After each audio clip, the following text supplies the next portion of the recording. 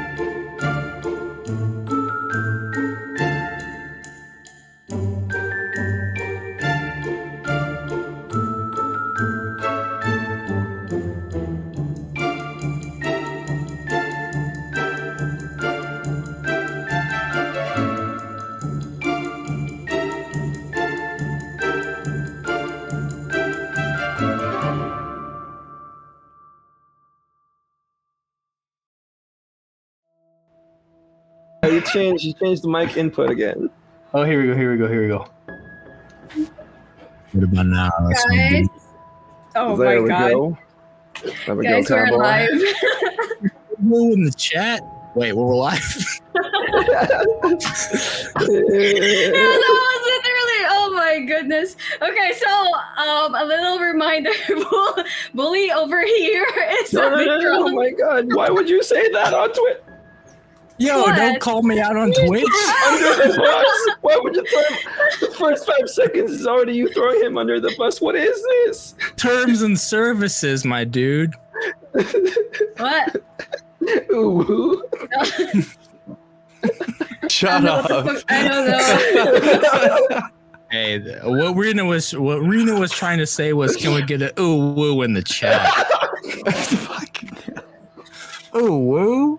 Oh my god. Can I just, oh my god, I can't believe this is doing this. Alright.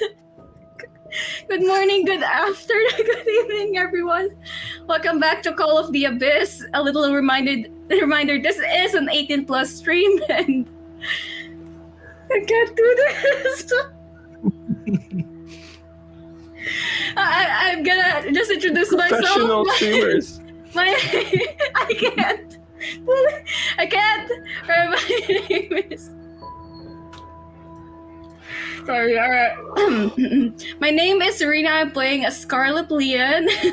Let me introduce my other cast of members, starting with Bully. Yo, I'm Bully, part of the ooh woo gang. You're playing Toledo, the Banu Hakim. Hey, I'm Ethan. I'm a very professional streamer, and I'll be playing Fletcher Wright, the Gangrel Very tonight. professional. Yeah.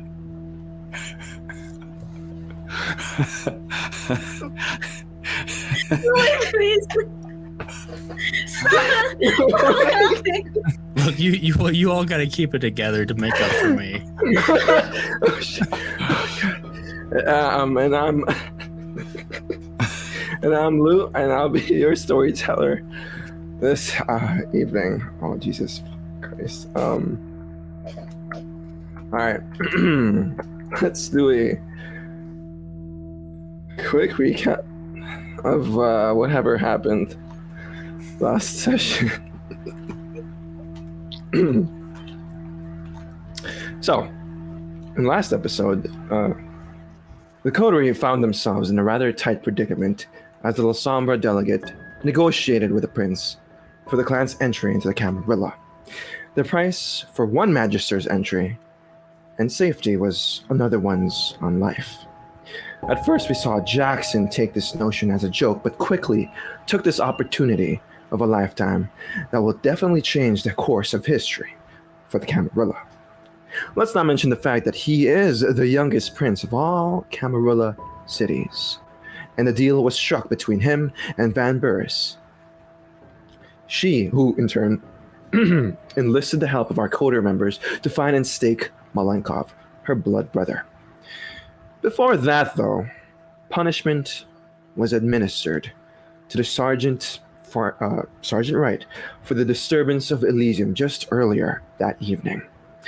A blood bond to the sheriff to solidify his understanding of the rules of the Camarilla. Nevertheless, after a bit of a headhunt and following a bloody lead, we found ourselves in an underground club called the Glory Pit, where Malenkov had already established his gruesome lair. Scarlett, unbeknownst to the other two, had an agenda of her own and decided to go first and speak to the elder Lasombra before Fletcher and Toledo arrived. After a bit of time, our cowboy priest overheard the last bits of her negotiation with a war criminal about perhaps getting rid of Fletcher.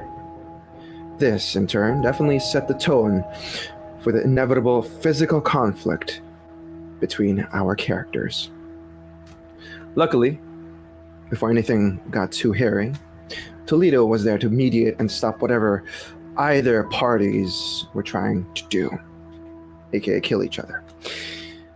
Anyway, any case, the following night, our cast found themselves in a more nerve-wracking situation as the vote for the Lasombra entry was to be casted by all Camarilla clans present.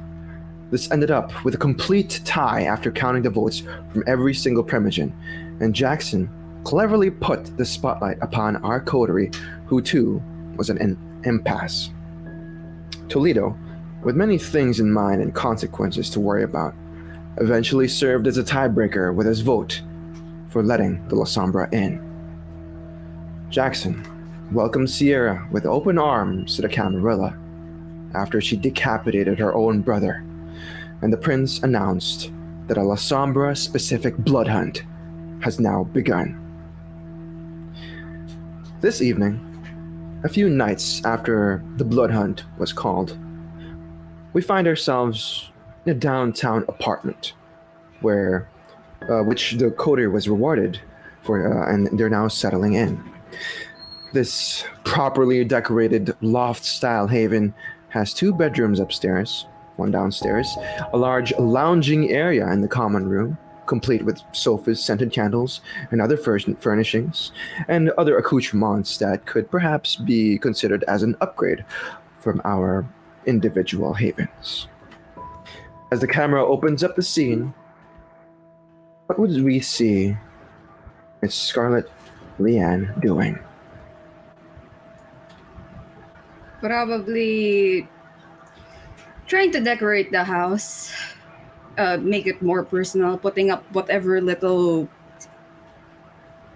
possessions I have away, and probably claiming the bigger room among everything else. And inside the room, I'm gonna remove the mirrors because I don't really need those. Okay.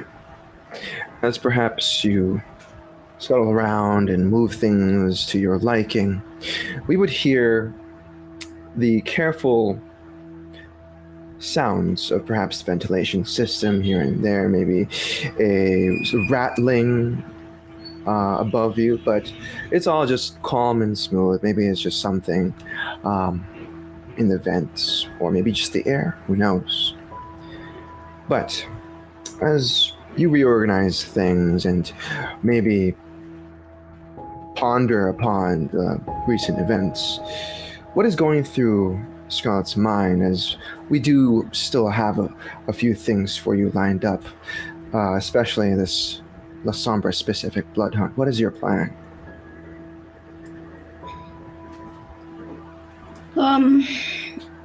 Scarlett, or I am a bit scared because one of the things that my sire has told me is that family comes first, and family is the Lasombra.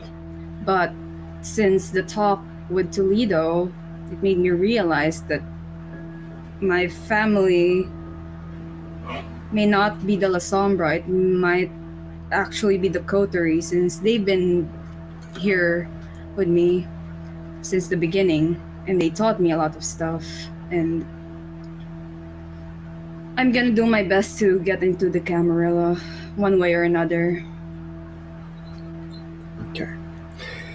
With those thoughts lingering in your head and perhaps you in your room redecorating as mentioned, we'll pause the scene there as the door jiggles open downstairs in the common area, the main door, rather. And we see Fletcher Wright come inside, a box in his hand full of, well, what is it full of, Mr. Wright, or Sergeant Wright? It clinks with loose things of metal, ammunition, weapons pulled apart, bunch of maps, bunch of other things, boxes on boxes, strong enough to be able to carry about 180 kilos, I think, at one time. So a couple of boxes in each hand, as well as a collection of maps and different things he's collected over the years, medals, necklaces, patches, dog tags, that sort of thing. So it clinks with a lot of metal as he moves. Okay. And as the door swings open, you would see, we as the audience would see, the bloodhound that he has, Max, simply wagging his tail very, very eagerly as he kind of brushes against the side of your leg and goes inside the haven itself. Of course, as the camera refocuses upon Fletcher, right behind him, we see none other than our convoy priest, perhaps smiling, maybe he's in a good mood.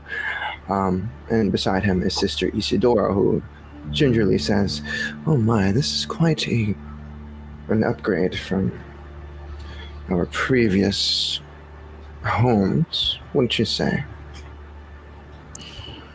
I don't know about an upgrade. This place doesn't quite have the spiritual connection I look for in a place I lay my head down, but it'll serve us well. It'll serve the coterie well, let's say. I appreciate you helping me get things settled, sister. That's definitely an upgrade for me. My house was not this clean. Really? Last time I saw your house, it seemed pretty clean, almost like brand new. Oh, well, I wanted to impress you, General, so I hired someone to clean it. I gotta say, you pulled it off. I was mighty impressed. It was clean as hell. Almost seemed like an Airbnb type of situation. It was nice.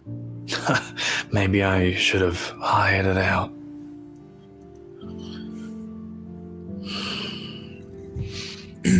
Sister, if you can bring some of my stuff and some of my training quarters, I'd like to have a moment with the Sarge here.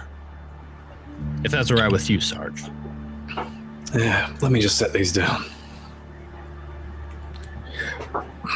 Sister Isidora nods her head as she kind of pats Max on his temple, giving him the signal that you're probably going to go for a walk or something. And they swiftly exit the scene, leaving the two of you there in the common area. I wanted to check in with you, Sarge. How you feeling overall? It's been a tumultuous few days since we last spoke. Yeah, it's been a tough time.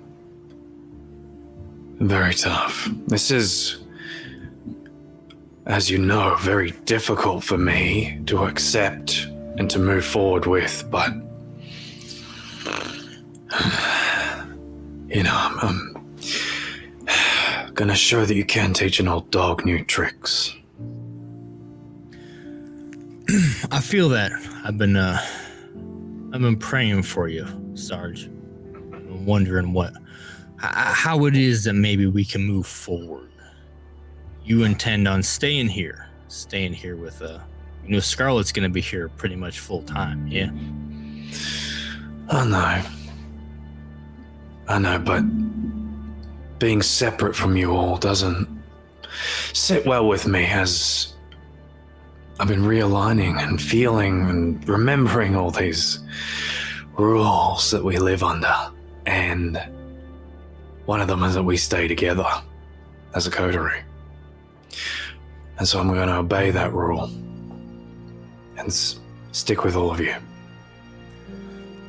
Have you, out of curiosity, have you been in an official coterie before, Sarge?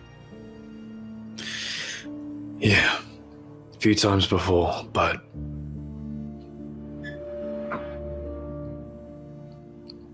I don't know, they're either out of the country or not with us anymore.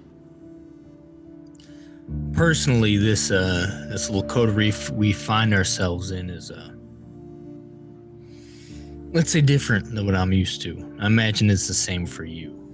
I've never been in a coterie with people outside of my clan. I assume you haven't been in a coterie with people outside of your general mission statement, let's say. No, mostly Bruja, some Tremere.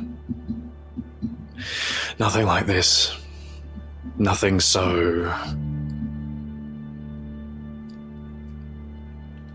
close to home. Good way of putting it, close to home. I'd like to talk to you about Scarlett if you have the time. I think I'll need a seat for this one. Please, get comfortable. Sit on one of the boxes.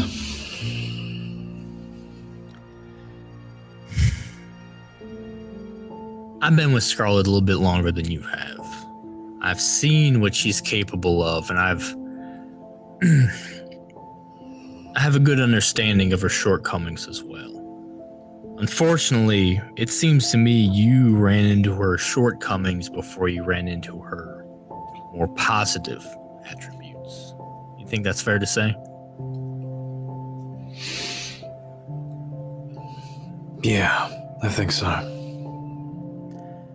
All in all, it's obvious you,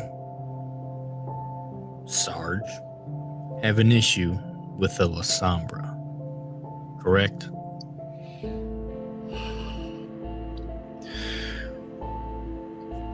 Simply put, I suppose that and others, yes. What I've come to understand is, for you, the Lasombra and the Sabbat are one and the same. Would that be fair? Yeah. Right. You of anyone should know the complications of, we'll say, where the lines are drawn in the battlefield and things like that. You are a gangrel, but you are not an anarch, correct? That's right. I need you to do your best to understand that Scarlett is a Lasombra without being a Sabbat, the same way you are a gangrel without being an anarch.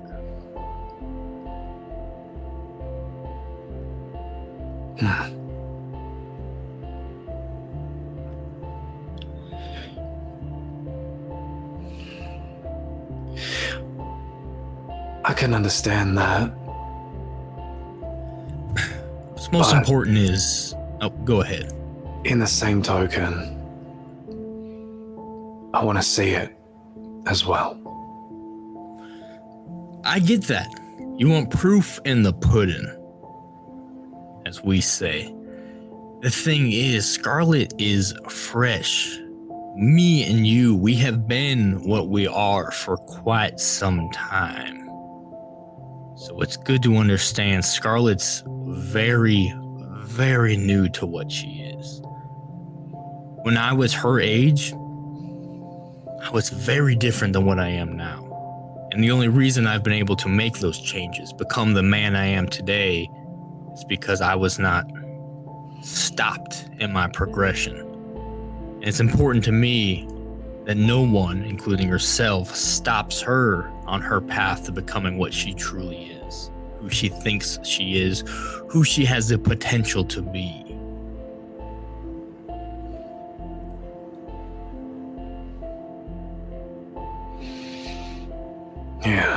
How old is she? She's not at all. She has been kindred for 1-2 years, maybe.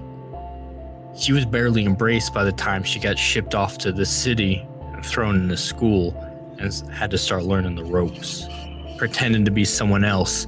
She hasn't had a single day in her kindred life where she has been able to be who she is. She's had to hide something about herself every single moment of her existence. And that weighs on a person. You have to understand, she don't know the ropes. This is her first rodeo. She is very susceptible to being whatever other people say she is. So when someone like you've had your differences, and even through all of that, even through all your attention, she respects you in a way, I do believe. So when you look at someone like her and you tell her she is Sabat, she is Lasombra, she is a problem, for someone so new, she can't help but to take some of that to heart. She's going to be what other people say she is. And it's up to us to tell her that she's more than that. Because if we tell her she's just like the rest of the riffraff, before you know it, she's gonna be the rest of the riffraff. But if we make a decision to tell her she's not like that, she's different, she's whatever she wants to be, then we give her that opportunity. She looks at someone like you, a veteran, a very powerful kindred, someone who's been around the block more than a few times, and she sees you telling her that she is this problem, how easy it is for her to lean into that problem. And I think that might have been part of what happened. She's made grave mistakes that have gotten kindred greater than her stopped short in their tracks. But you have to see where she's coming from, right? She's new. She doesn't know what the fuck's going on. And she sees someone like you, someone that she respects, telling her she's Lasombra, telling her she's bad. It's pretty easy to lean into that then. And I think she took some of that to heart, and she very nearly took a path that I would not have been able to pull her from. A path that some part of you wanted her to take to prove yourself right, to prove that you and the assumptions you made about her were true. She started making that true. It's a self-fulfilling prophecy, Sergeant. And I ain't about that.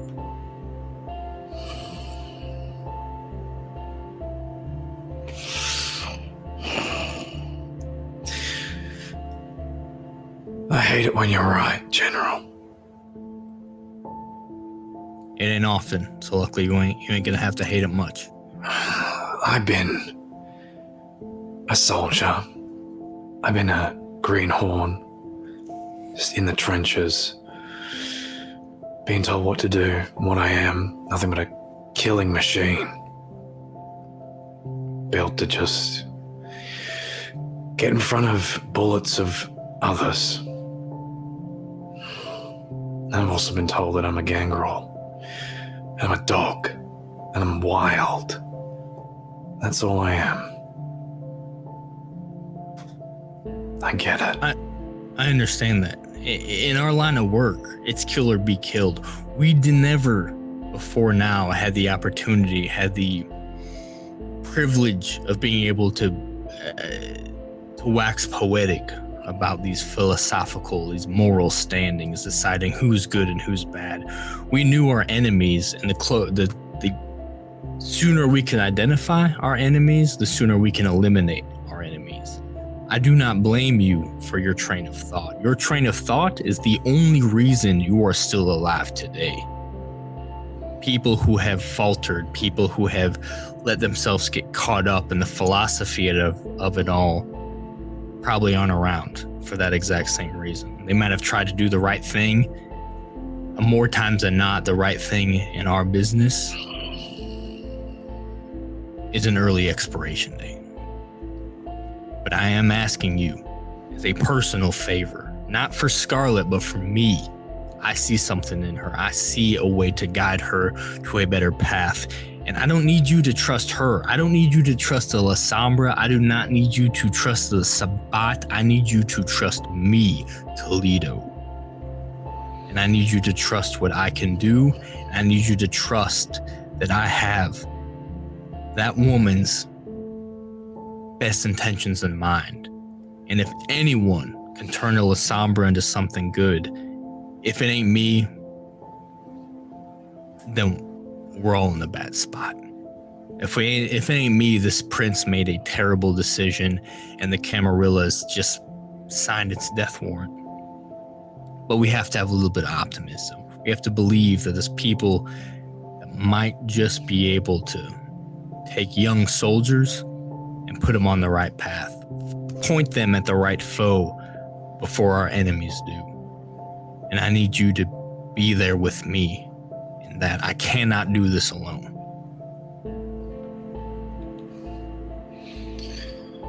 I've said it before, General, and I'll say it again. I trust you. Means more to me than you can know, especially considering what you have been through. I am in awe of your tenacity and your ability to keep your sanity through all the horrors you have suffered. I personally do not know someone who has experienced loss the way you have, and I will not pretend to be able to make sense of it. And I'm not asking you to make sense of it. I'm just asking you to, on an individual basis, make exceptions while you can.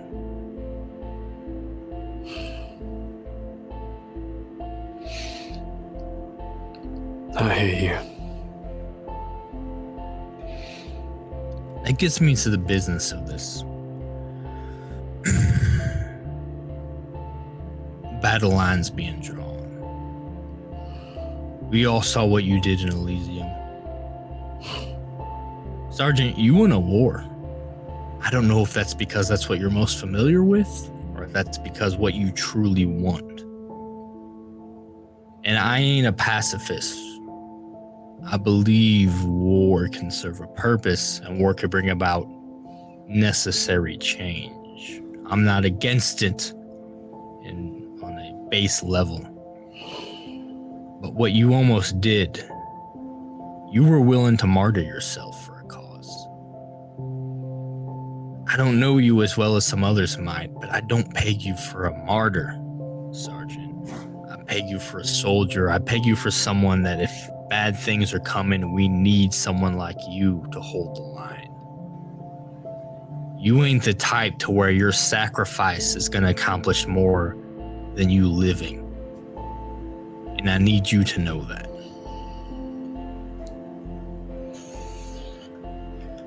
Yeah, I went through a lot of the same thoughts myself afterwards.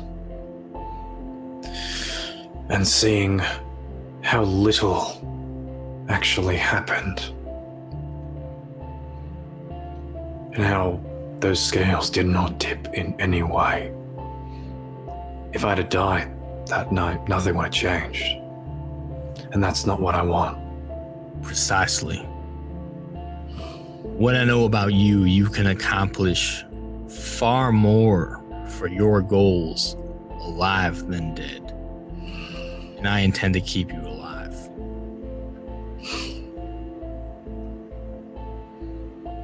Just don't swing that sword at me ever again, because that really hurt. Yeah, it's meant to. Yeah, you're bloody good at it. Yeah, I'm pretty badass. Speaking of which, we're in an interesting scenario. We are in unprecedented times, and I don't know if we made the right decision. I'll be the first to admit it. I don't know if accepting the Lasombra into the Camarilla is the right idea. You might be right, and we might be fools for being optimistic about it. It would take a true fool to think that they know 100% that what they're doing is the correct decision. But moving forward, I do want to know what your decisions will be. I want to know what your goals are, Sergeant. I am a man who I've spent my whole life searching for purpose. That's, I think, helped forge my bond with Scarlett. Scarlett is not a lost soul. Scarlett is someone also seeking purpose. And she needs people like me, like you, to show her a worthy purpose. Because if we don't, I guarantee you others will show her a darker path. What is your goal, Fletcher? What do you want in all this? I want to keep the Camarilla strong, General. And my belief is that in fighting, we become stronger. Those that live on are the strongest. And in this peace, or this peaceful time, we grow weak and the Sabbat grows strong. They have an entire system of dog eat dog. Only the strong survive in their sect. And I fear when they come here, we're not going to be ready.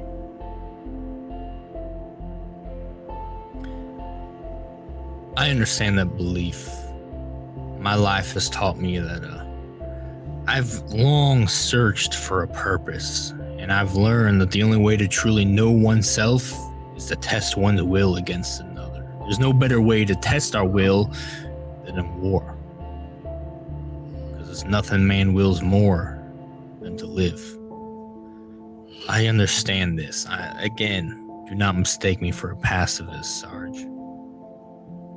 But I want to know what side of this war you want to be on, and what exactly the terms of this war are in your mind.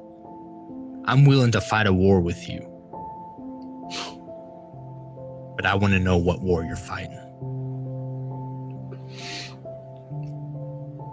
I think I'm still figuring it out, General. That's fair. War seems like an obvious thing, but me and you, we know it ain't that simple. I just want you to know that no matter what, I want me and you and Scarlett to be on the same side. War is coming. War is inevitable. I welcome it. But I welcome us on the same side of it. Purpose is why I've come here. I'll pull out this map that I've drawn out of one of the boxes, all rolled up, a couple of small things. We should talk, all of us, together. Are you ready for that? Are you ready to face Scarlett and let bygones be bygones? She'll want to see what I have.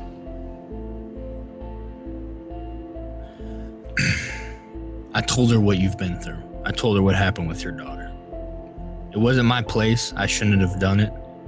But you understand she was quite lost as well. I needed her to understand where you were coming from, just like I need you to understand where she is coming from.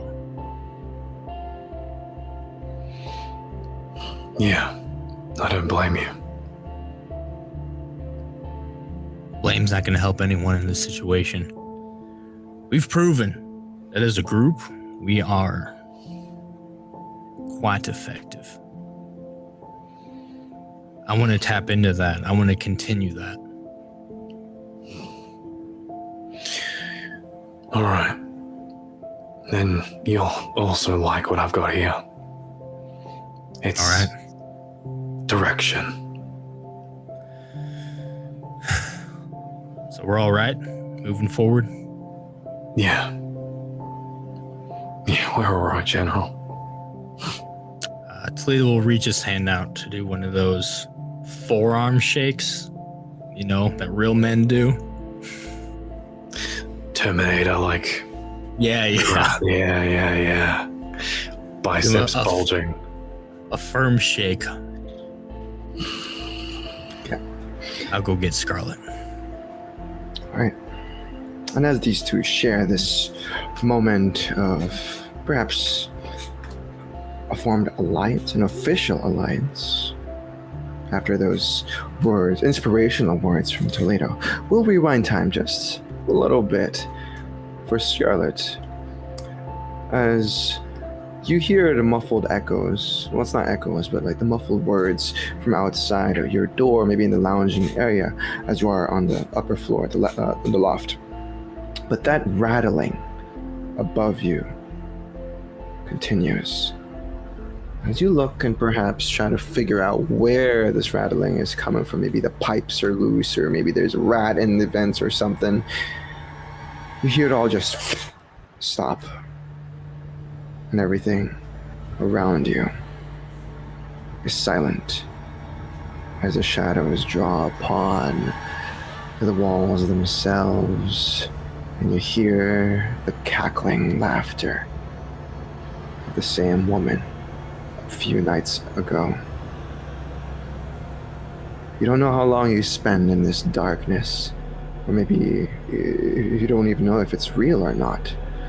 The shadows descend upon the walls, this black ichor that covers every crevice, every corner, and everything, this black miasma. And you find yourself deep in this pit of darkness.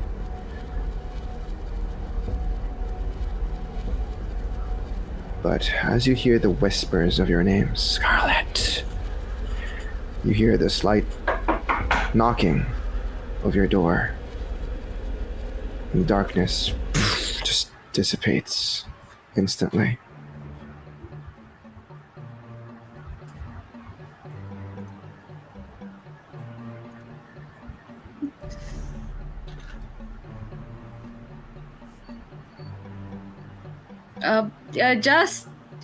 Just a minute. The fuck? I opened the door. You walk over to the door, you jiggle the doorknob open, and who's in front of you is our cowboy priest.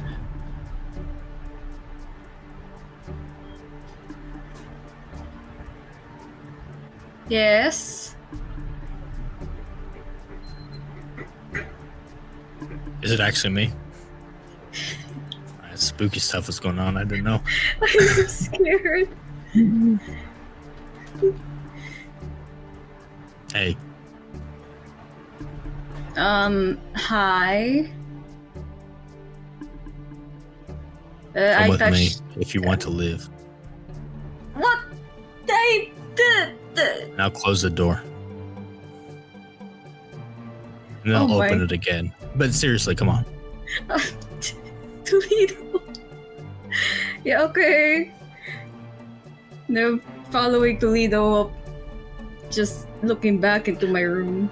Yeah, as you perhaps pull the door closed, you catch a slither through the crack of that wooden door. The slightest tendrils. Last bits of the shadows disappear into the far corner of the room. But you find yourself following Toledo downstairs.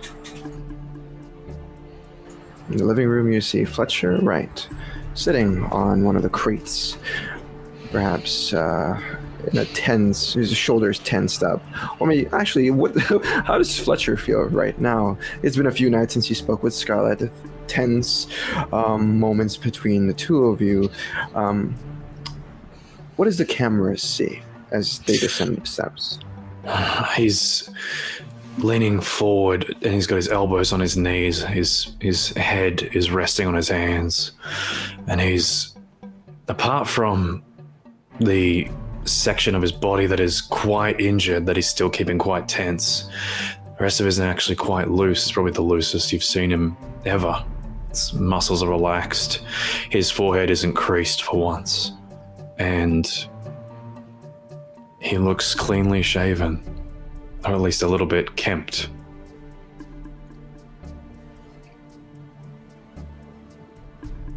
The moment I see Fletcher, I kind of hide behind Toledo a bit more.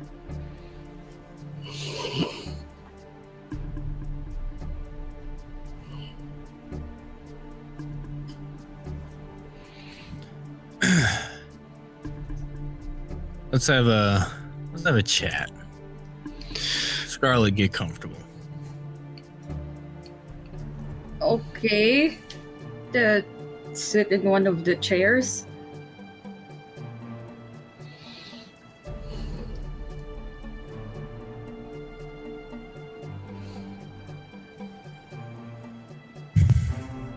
I've had a talk with each of you individually at this point. I think it's we have a talk as a group. Fletcher has some things to share with us, some new information, I take it. But before that, I'd feel better if we sort of cleared the air. We almost killed each other recently. Let's just come right out and say it. And I feel like it was less to do with us as individuals and more to do with the larger powers behind pulling the strings on some of our ideals. At the end of the day, myself, Sarge, Scarlett, we all want what's best for our kind and the Camarilla. Is that a fair assumption? We all have very different ideas on how to get there. Which is fine. If we were all on the same page, I wouldn't trust it. None of us are that smart. I'd probably assume we were going about things the wrong way. So the fact that we all have very different ideas on how to get to our goal makes me think we got the best intentions in mind. And somewhere between each of our three ideas lies probably a good one. We'll probably never get to it, but we'll try. You know? But all in all, I just want us to sort of recoup and remind each other that we want the same thing. Yes? Yeah. Yeah. Scarlett, you were tempted through means outside of your control, but also it's good to take a little bit of responsibility. You were willing to entertain a darker path for your own survival, were you not? Yeah. Fletcher, you were also willing to perhaps sacrifice yourself, completely abscond your survival for what you believe was the right path. Is that fair to assume? That's correct. And I don't know what the fuck I'm doing, to be honest, so I wasn't willing to sacrifice myself for shit. So between the three of us, I think we got a good head on our shoulders, as weird as that sounds. And I think it's important to remind each other of that. Scarlett, you want to be in the Camarilla, and you want to see the Camarilla thrive, is that correct? Yes. Sergeant, I would assume the same for you, yes? Yeah. So moving forward. Luckily, we ain't shit in this town. We've got some notoriety, but we ain't Primogen, we ain't a prince, we ain't anything like that. So we're at the mercy of our benevolent masters. And as long as the people in charge and us have the same idea, and that idea is peace and survival of our kind, I think we can figure something out.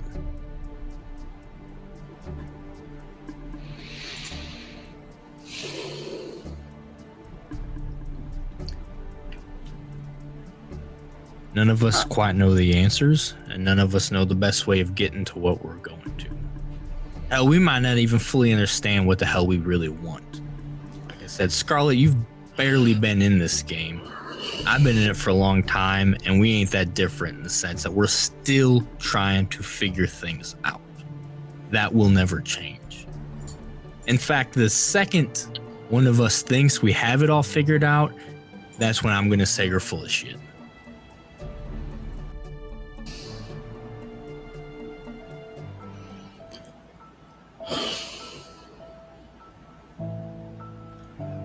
Scarlett.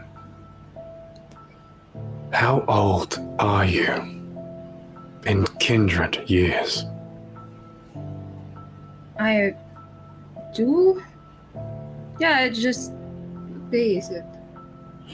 Yeah, 2. So you really don't know what's going on.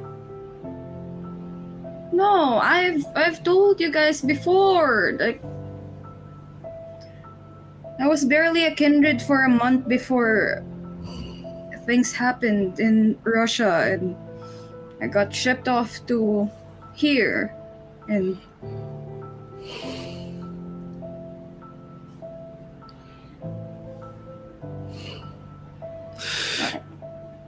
I don't know anything about any wars, about the problems with any sect aside from what they taught us at school. And I feel really bad about letting somebody else influence me. I'm 230 years old, Scarlett. In kindred years. So if anyone's gonna tell you, you not know about the Sabbat.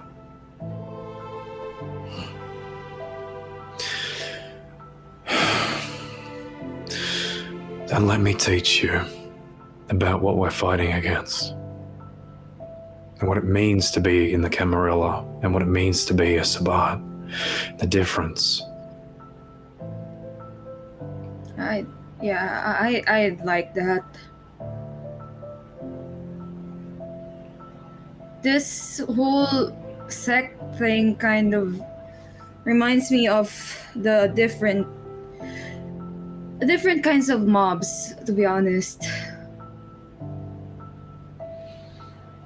And guess that's the easiest way I could learn how to do it. Yeah, I'm very right about that, actually. It's a bunch of criminal gangs, and the earth is their turf that they're all fighting over.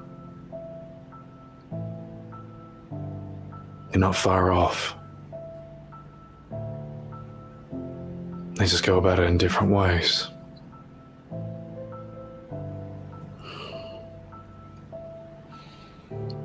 You want to get in the cam? Yes. How much are you willing to sacrifice for that? You saw what Sierra did. She lost her own brother. And now even deep down, I think that's kind of fucked up as well.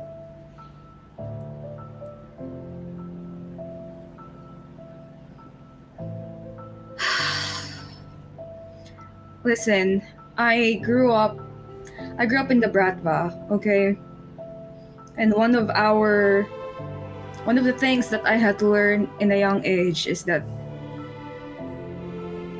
do whatever it takes to achieve what we want.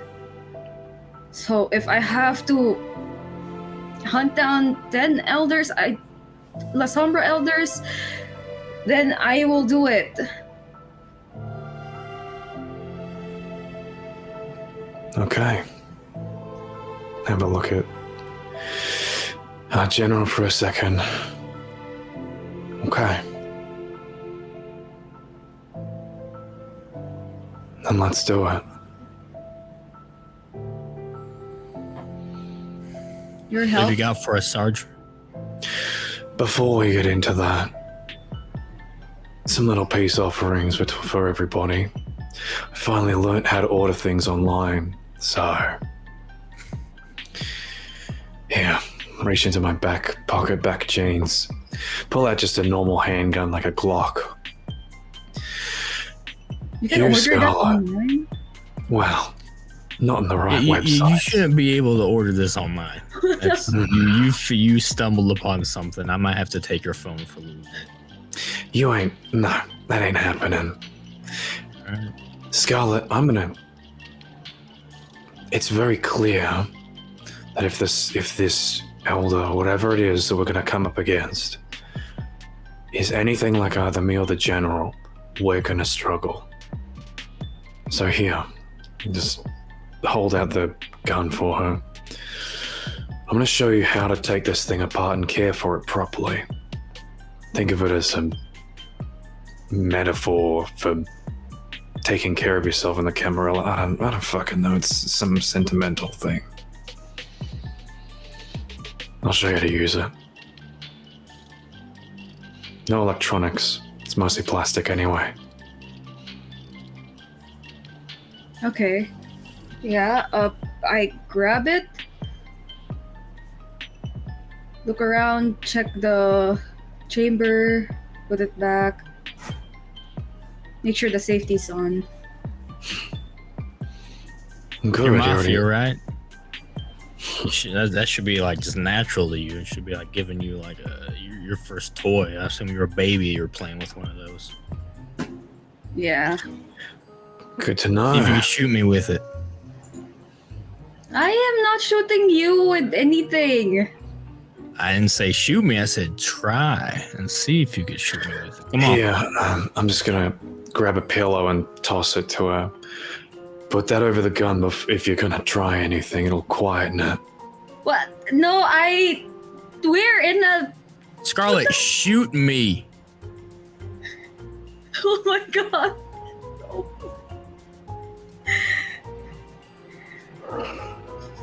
Really? Why do you guys look so serious about it? Wait, really? All right, if you don't shoot me, I'm gonna take that gun and shoot you with it. Let's okay, go. fine. Oh my... You're not touching my gun. It's my gun. Compose your firearms, Scarlett. Oh god. Toledo, Dex and athletics. Give me some rapid reflexes here. Yep. You don't take penalties. Oh my gosh. Why are you rousing? Why Why are are you you both rousing? rousing? You don't need Fleetness. to I gotta rouse. use fleetness. Fleetness requires a rouse Leave me check. alone. Scarlett, what hunger are you at? 4. Okay. Leave me alone. With the 4. Okay, 4 successes. Toledo, you're okay. Thank God. Thank God. Thank God. Okay. Fucking God. You activated fleetness, right? Okay. Yeah, So- that's his fleetness. As Scarlett takes, the severity of the situation. Well, not the severity, rather the seriousness of the situation. She aims the gun in your direction. Perhaps, Fletcher holding the pillow right at the end of the barrel. Toledo, you activate. You call upon the powers of celerity, and we see, as the audience, his image kind of shake a little bit, anime style, as he gets ready to dodge the bullet. As Scarlett Matrix dodge fires. this. As Scarlett fires, poof, time slows down for the audience and Toledo as he sees the bullet whiz by, and he leans backwards and to the side just in time for him to dodge the bullet. And as it whizzes by, the second passes, and we return to the scene. God, what the fuck? You're really gonna shoot me? That was actually not a bad shot.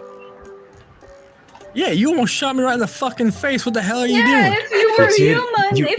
human, then you asked would for be it, dead. General. I mean, I asked for it. I think she was actually gonna shoot me. God damn. Scarlett, put that thing away. Right now. Okay, put back the safety on and put it away. Look, oh my lord. Moving on. General, I got you something too. Now look, I don't It's a know a gun. lot I'm a of... shooter. It's not a gun. I think you'll like this one. It's I looked up this thing you keep talking about, this anime stuff. I don't keep And- talking about it. I live my Are you life. I sure? do what I do, and she keeps putting anime.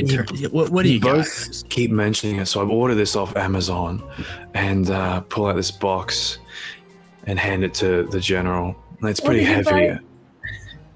You buy him an Um, anime pillow. I wish.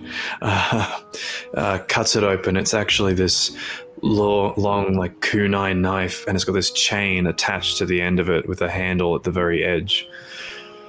It was a bit dull when I got it, so I sharpened it up. So you can throw that and pull the chain straight back. It was all over these covers, these bright, colorful things. I didn't really get it, but you know. Shit! Yeah, this is like Scorpion. I mean, to be I honest, know this what that is is. cool. It's like Scorpion shit. Scorpions have tails. I'm gonna throw it at Scarlett. Oh my god. I am not using a weed weapon. Dex and melee. Well, this is considered a ranged weapon? It's technically throwing it, right? Yeah, so it's actually Dex and athletics, not Dex and melee. Wait, so do I Jesus roll anything? Christ. You roused the what hunger are you at, Why Toledo? I'm using Yes, fleetness. I'm blood. adding my celerity to my deck stuff. Attacks, celerity does not apply. Fleetness does not apply to offensive right. actions. Mirror roll that and not get hungry. Scarlet, Dex, and athletics. I'm buying know them what? gifts and they just start using them against each other. They're like I'm children. just They're gonna like keep the goddamn rouse children as at a stirred. Christmas. You buy a Nerf gun for it, like, Oh bang. my god. Okay. I can't even. Oh my Scarlet. Here's what happens. Scarlet, that's one success. Toledo, that's two successes. Okay, that's a one marginal. Okay. Toledo, you take this, this chained kunai, and you kind of whiz it around in your hands, and you kind of play around with it a little bit, and all of a sudden you just throw it Yeah, I'm a full towards Scorpion. Scarlett's direction. Scarlett, not expecting things, thinking it was just an anime toy or something, doesn't realize what's coming, and in a moment passes, and you feel that kunai strike you right by the shoulder, and it kind of draws a little bit of blood as it deals you 3.5 to 2 superficial damage. What the fuck, Toledo? I pull her in like Scorpion. I don't know if you can pull her in with only these many successes. It only chipped her a little bit, but you can't. You can try. You can say, "Get over I'm gonna here." grab the frame. It grazes you a Pull little it bit, off Scarlett. you.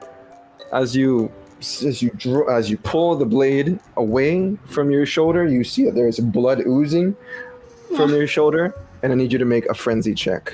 Oh my god. Fucking god. They're meant to be really nice gifts, and now It's it's a just. cool gift. It worked. I guess it does technically work. Yeah, with 4 successes, you were able to resist the urge of the beast to feed right now, seeing that fresh vitae flowing out of you, and you managed to keep your cool. You have the end of that kunai chain in your hands right now. What you do is up to you. So I can look over Fletcher and just nod and be like, yeah, that's pretty cool. That's a good gift. I'm glad you learned how to use that phone. Yeah, well, while he's doing that, I'm gonna yank the chain, the thing, towards me.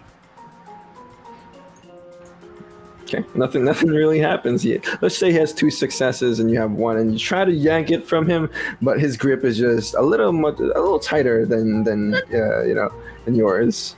And You he doesn't did it! budge. I'm glad you both really like these things, but let's all just take a step back. Nah, these are fun. You got any other toys? Yeah, but not for you two. All right. Oh, Man, fucking imagine me die. fucking popping out of obfuscate, fucking getting someone with this, bringing a Oh sword my. out. All right, This is gonna be good. This is a good purchase, Fletcher. I appreciate you. I thought you would like that. Like I said, I looked up the anime and I found that, and I thought you'd like it. You know what? I might give anime a shot because if this is anime, this is pretty fucking cool. Can we just Yeah, get right. over to serious stuff away yeah. from Toledo. Yeah, right. Let's make a plan. I'm gonna get that map out, roll it across on the table, and use some pins and knives to like stick it into the table so it doesn't like unroll. It's covered in all these black and red markings and like names and question marks and being like here. There's a big red circle over that exact spot that we're going to talk about soon. It's a No, we map just got of the Chicago. table. Right. I think stabbing the tables, you're stabbing each other. The table's fine, I think. Look, I made some connections. I did some investigation on Lasombra in the city. A little birdie told me some things.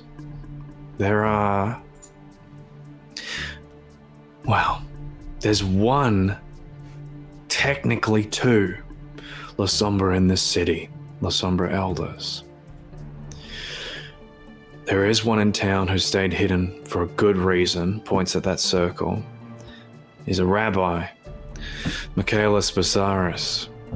He's staying in a synagogue in just here. He's stayed alone. He seems to be a rabbi, not pretending to, but he hasn't caused any trouble. Nothing valuable. I know where he is. He's at the synagogue. But there's another one in town, and we've heard his name before. His name's Tally. And he is not something we want to go after. This Rabbi Scarlett is your best shot at getting into the Camarilla.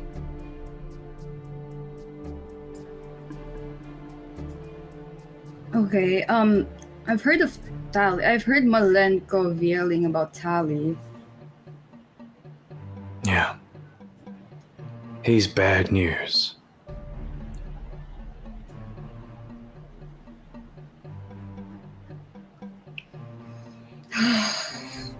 Okay,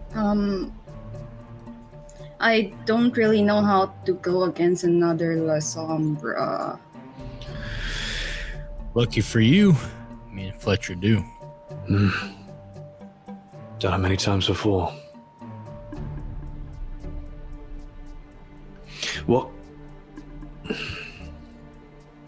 What you can do, they can do as well. We need to be prepared for that. Anything you can do, they can do better. They can do anything better than you. They are older. So you're the most knowledgeable, really, about what they can do. You might be a ace in the hole. Indeed.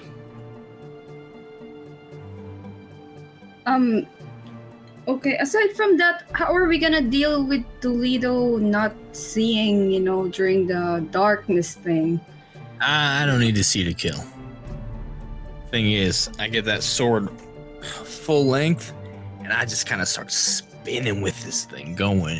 Anything in my path is gonna be cut down. It'll be all right. I can tell you from first-hand experience, he's very good at swinging that thing. Is this supposed to be like a euphemism for something? I was gonna say that ain't just about the sword. I don't. Are you guys do you guys need to tell me anything else? Like, are you two coming out as a couple? Nah, you don't need to learn about me swinging that thing, but you'll learn later. Actually, you won't learn later. You might hear stories. Anyway, we got Lasombra to hunt. We do. Speaking of Lasombra,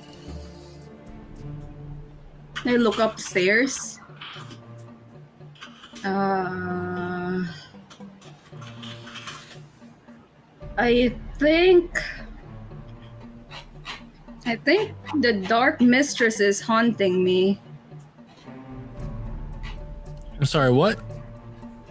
There was there was a spooky moment before you got me upstairs. She's here? Well, there was I was moving things around and then darkness suddenly seeped out of the crevices, and then I heard her calling my name, and then the darkness dissipated when you knocked. Okay, you need to tell us when that happens so we can kill the fuck out of her. I don't want her in this fucking place. This is our place.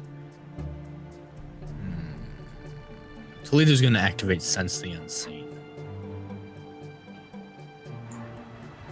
Sure.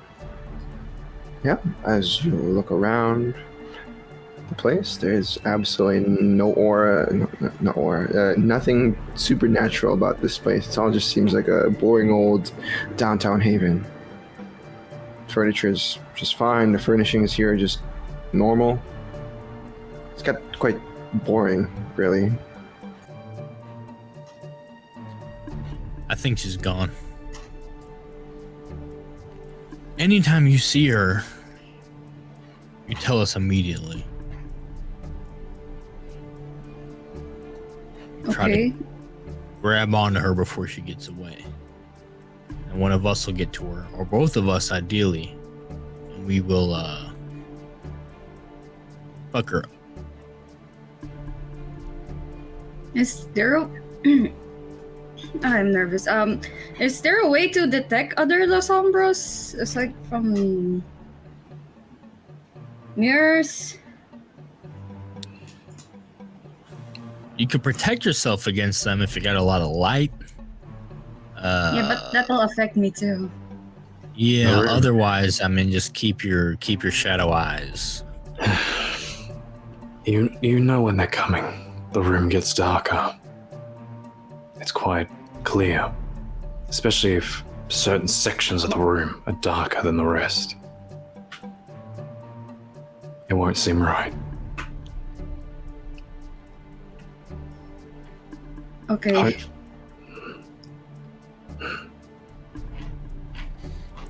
Why does she keep showing up for you?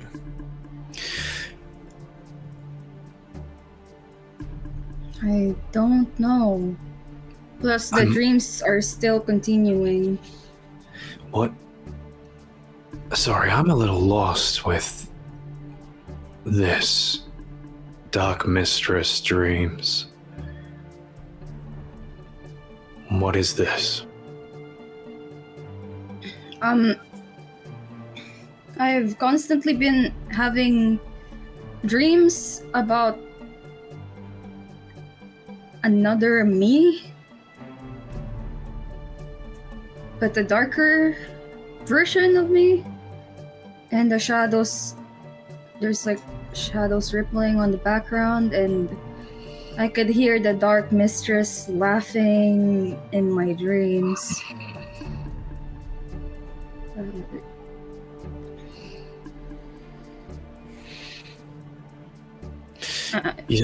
Do you not regularly receive visions or anything like this? Is this... Right.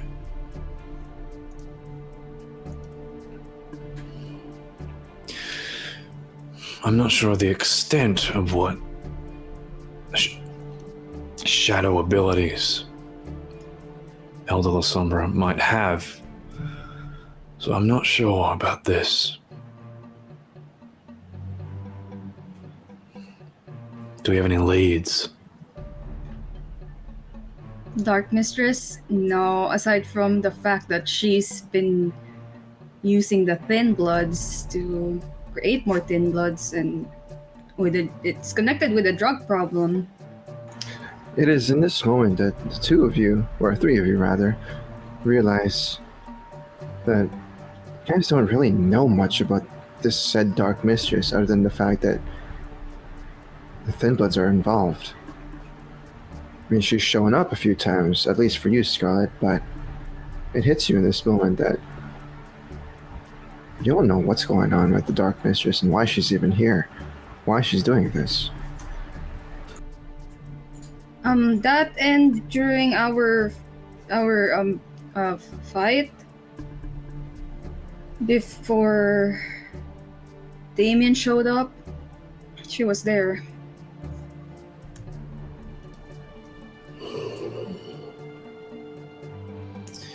And I kind of learned, I don't know why, but the darkness from Malenkov suddenly felt like mine, and then I could do this, and then I just put up the Stygian Shroud, and then immediately drop it after.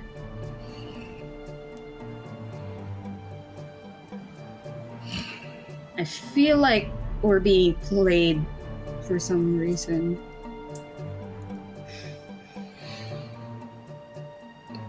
I'll have to do some investigating.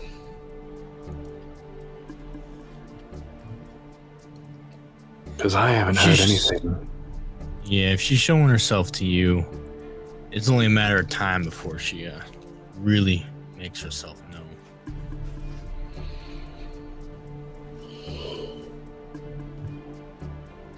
In my experience, these types like to really, they like to posture and sort of build up to something before they show up. And they got something to say. And that's when we start swinging. Secrets don't keep secret for long in our society.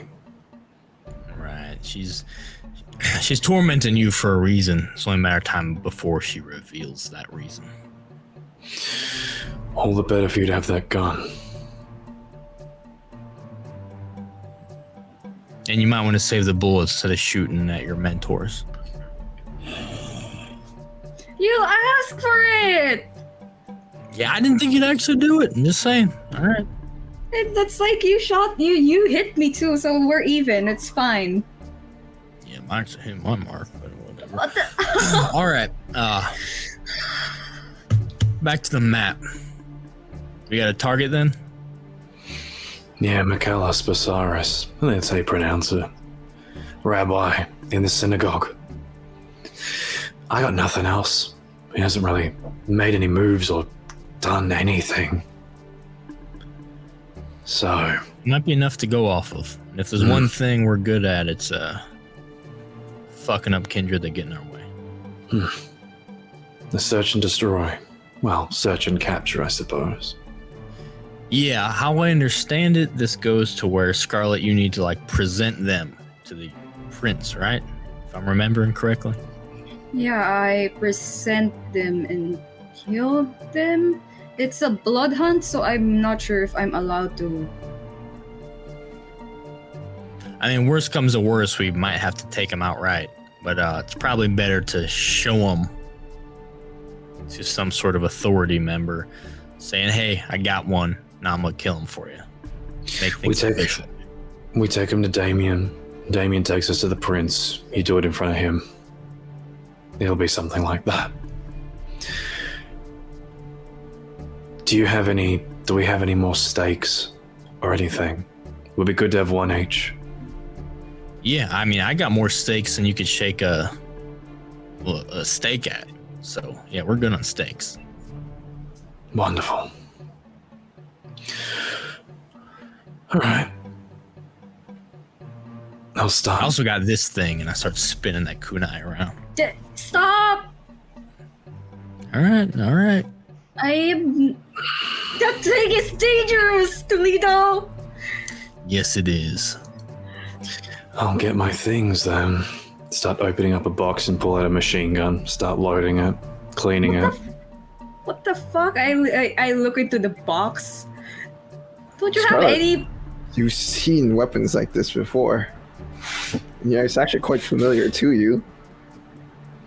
So, submachine guns, pistols, some grenades here and there. He's ready for a war. He's ready for, like, a big fight. No doubt. The fuck? It looks like somebody getting ready for a big war. Where are your personal belongings? Is this all you have? And that's all I have. No clothes? No. We're gonna have to go shopping after this.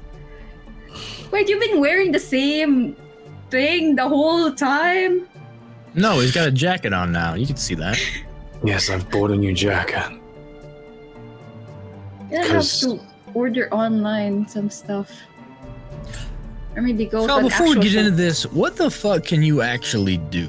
You've held a lot of things close to the vest, as they say. And I think if we're gonna work together as a group to take down powerful kindred, it's best to know what we're all bringing to the table. Agreed. So, what you got in your arsenal, girl? With the darkness thingy, I can do the pentacles.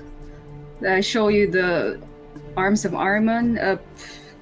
I did touch one of those people that we were fighting against in downtown, and their neck started shriveling up. I wasn't sure what was that about. And then, of course, I can do the shadow shroud thing where everything just turned dark around me. Yeah, don't do that until I can see. I mean, do it if you gotta protect yourself, but like if you cover a whole damn room of that shit, I'm blind as a bat. Actually, blinder, because bats can still have like sonar. So yeah, just don't do that unless it's like purely defensive. Okay. We'll work something out. We'll figure it out. But for now, you know. Yeah. You've got some mid to close range options. Okay, makes sense. I'm not good with being punted around. Here's what I'm thinking. I go in with this fucking chain, stick him, reel him in like a big old bass. You come in with the arms, start just like squeezing them, strangling them, holding them up, and then they're just sitting there stationary. Fletcher gets this a clean shot on them when you got them all wrapped up and, you know, ready for it. That's a 1, 2, 3 combo where I come from. And then watch out, because my chain's just going onto the next one, you know? It's not a bad idea, actually. If we can hold them still, they'll be easier to stake. Mm-hmm.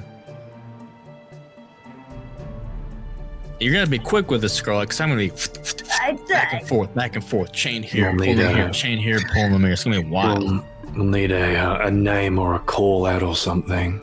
Or a We gesture. are not doing an actual name for the move. That's too anime. We're gonna be called as the weed coterie from now on. It's gonna be embarrassing. I saw that word thrown around online, but I don't know what it means. It means Toledo.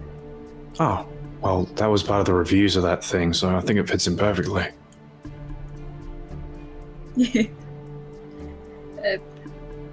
Yeah, okay, I think I can do it. I think I'm not pretty confident with my Okay, well, when skills. I yell out scorpion sting, just know what we're doing. All right. Get him with Makes the sense. sting, you wrap him up with like the scorpion tail thing, and then the real sting is... That's Look. true. Well, I am quite good on pull out the sniper rifle. This is my specialty. Long range, I can hit something from hundreds of meters away. I used to do it a lot in the army. There we go. So when are we doing this thing? Also, I'm a bit thirsty, so I might go hunting for a bit. We need to do this now. Okay. Let's get some. Let's satiate our thirst. I'm a little hungry Yeah. too. We'll get you both Actually, if you something guys to want eat. to come with me, I got a hookup. We can go to a place, get some blood bags, slurp them down, be on our way. Okay. All right. Sounds like Okay. a plan. Vehicle. I got a badass motorcycle. I've got my You know what? car. Maybe all three of us can fit, but you're gonna No, really have I'm to squeeze. going Okay. with Fletcher. I'm going with Fletcher. I'm not squeezing it to... Okay, Fletcher, you It's cool really- driving too? Yeah, I'll drive. Okay, cool. I got the motorcycle, you got the car, we'll ride up side by side. Just follow me. All right. You lead the way. Are you guys letting Sister Isidore know where you're going, or just taking off? Yeah, I'll let her know. We're going here to hunt Elysium. For a quick text. Okay. All right, cool. Toledo, our cowboy priest, hops on his Harley Davidson that he procured in not so legal ways, and Fletcher and Scarlett get in his red beat up sedan. Are you going? Where are you taking them, Toledo? As always, I start with I don't just take off. I do the spin around, a few donuts before I fucking go. It's not the easiest maneuver, but I try it every time. And I got a hookup. I got a blood bag hookup. A woman by the name of Dr. Emily Summers. Let me swing by her clinic. Okay. Perfect. Okay. As you start taking off in that direction and time passes by, perhaps we see the wind blow through your hair, kind of. You don't have long hair, but we just see it. Do you have goggles on or anything, any protective gear? Just a cowboy hat? Okay. Well, the cowboy hat, I got a little strings. I do a little bit of this section. Cowboy hat comes down. Okay. All We're right. good. Not going anywhere. And we see him riding down, out of the downtown district onto the west side of Chicago.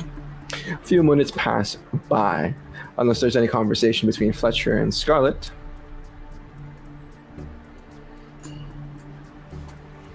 Take that as a... Go ahead.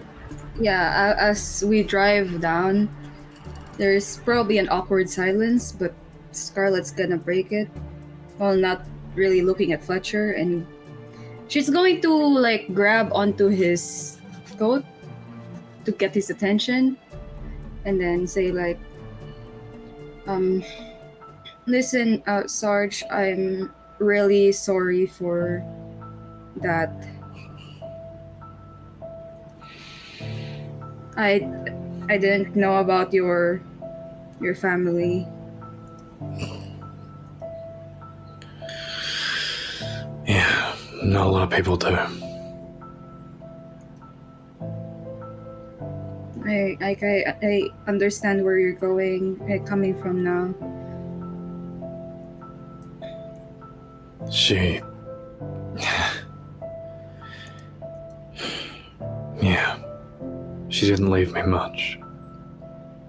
Neither of them.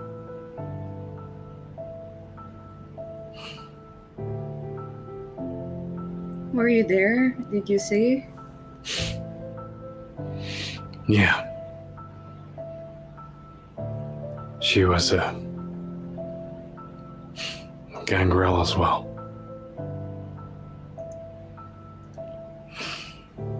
She left me this.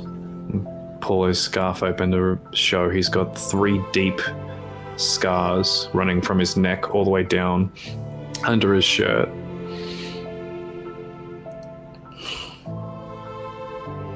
She could be here instead of me.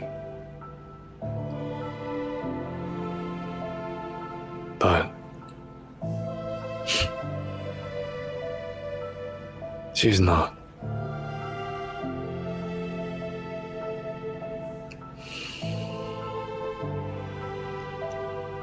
I know it's different from your experience, but I lost my mom at a young age too.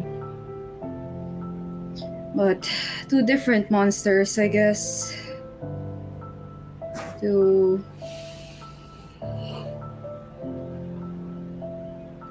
other humans. How old were you? 4?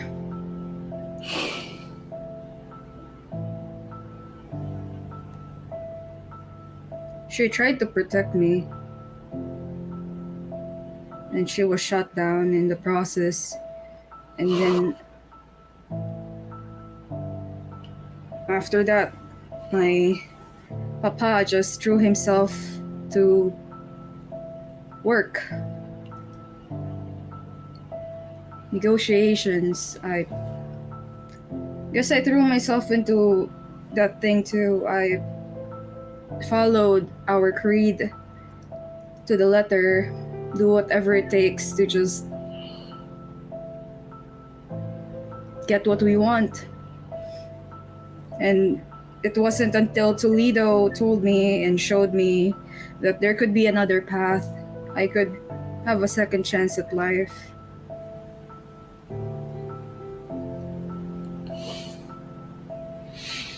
Yeah. I was pretty aimless myself afterwards. I get that. I understand. And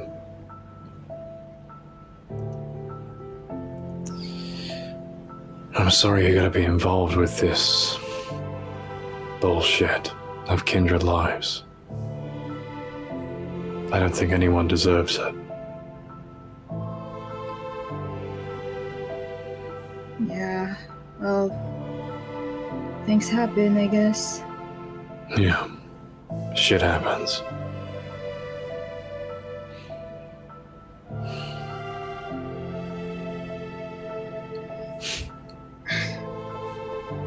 You know, technically speaking, I'm close to your boyfriend than you are now. He's not my boyfriend! Really? Damien and I are just talking. Mm-hmm. We're just... You know I can feel what he feels when I'm around him, right? I don't want to know that! He likes you. I approve. He's a good man. We'll see if he still likes me after knowing I'm Lasombra. I have a feeling he does.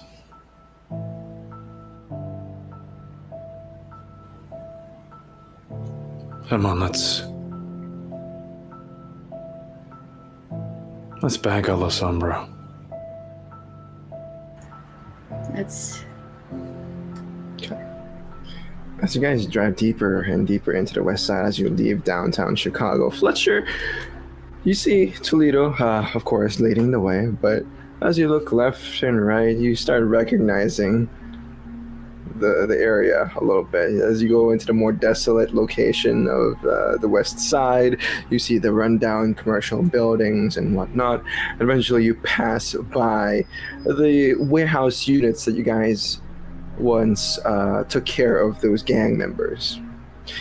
As you start pulling up after a few blocks down the road, you would notice the clinic that Alice took you to as a pit stop to drop off her daughter.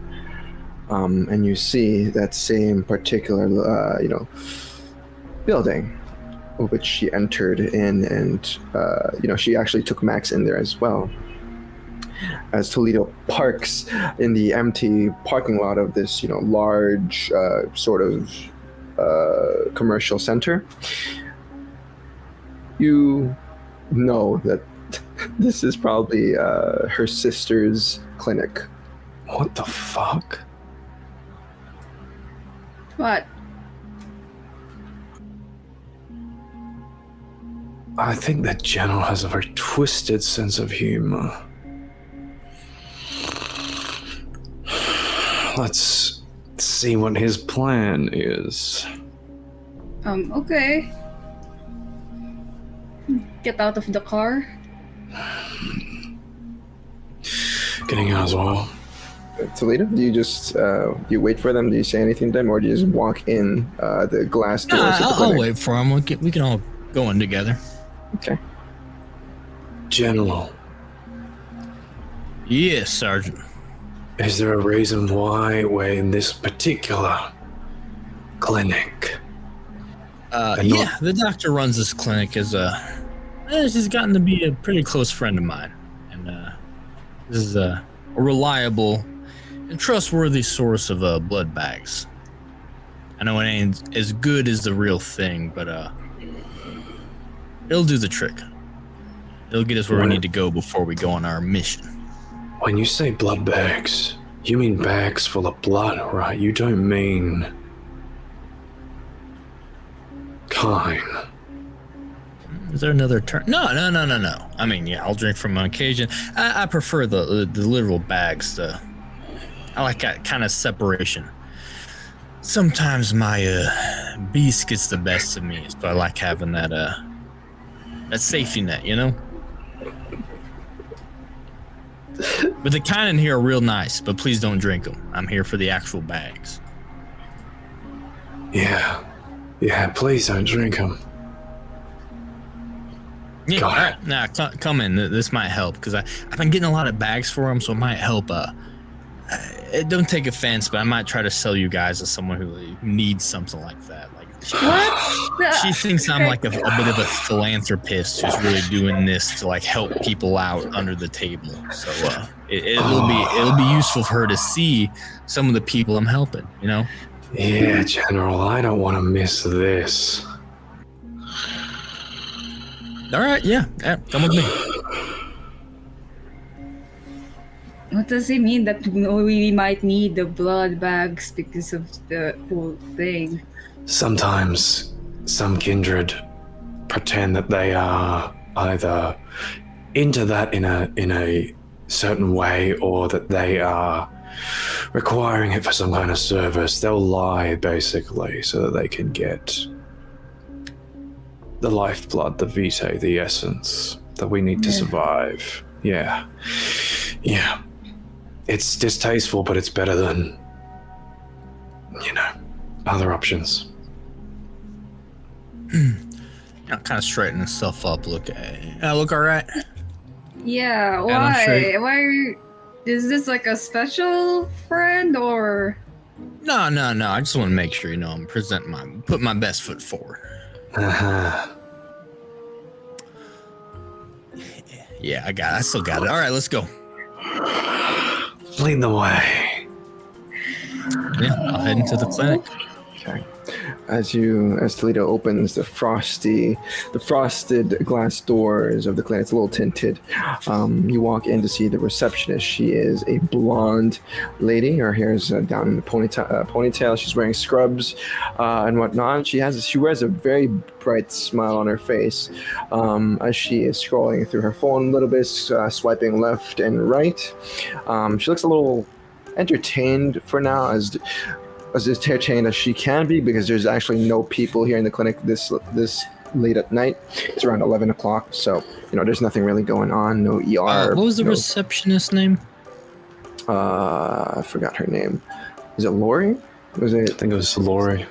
Something like that. With an L. Yeah, Lori. Yeah. Let's just call her Lori for now. But she wears her name tag. It's Lori, M. Lori or something. And she, she realizes that you're here. She quickly puts away her phone, almost like she's embarrassed. And she says, hi, good evening. Oh, and she recognizes you as she makes eye contact. Mr. Oh, I didn't know you were coming in today. We don't need the formalities. Father Professor Toledo is fine.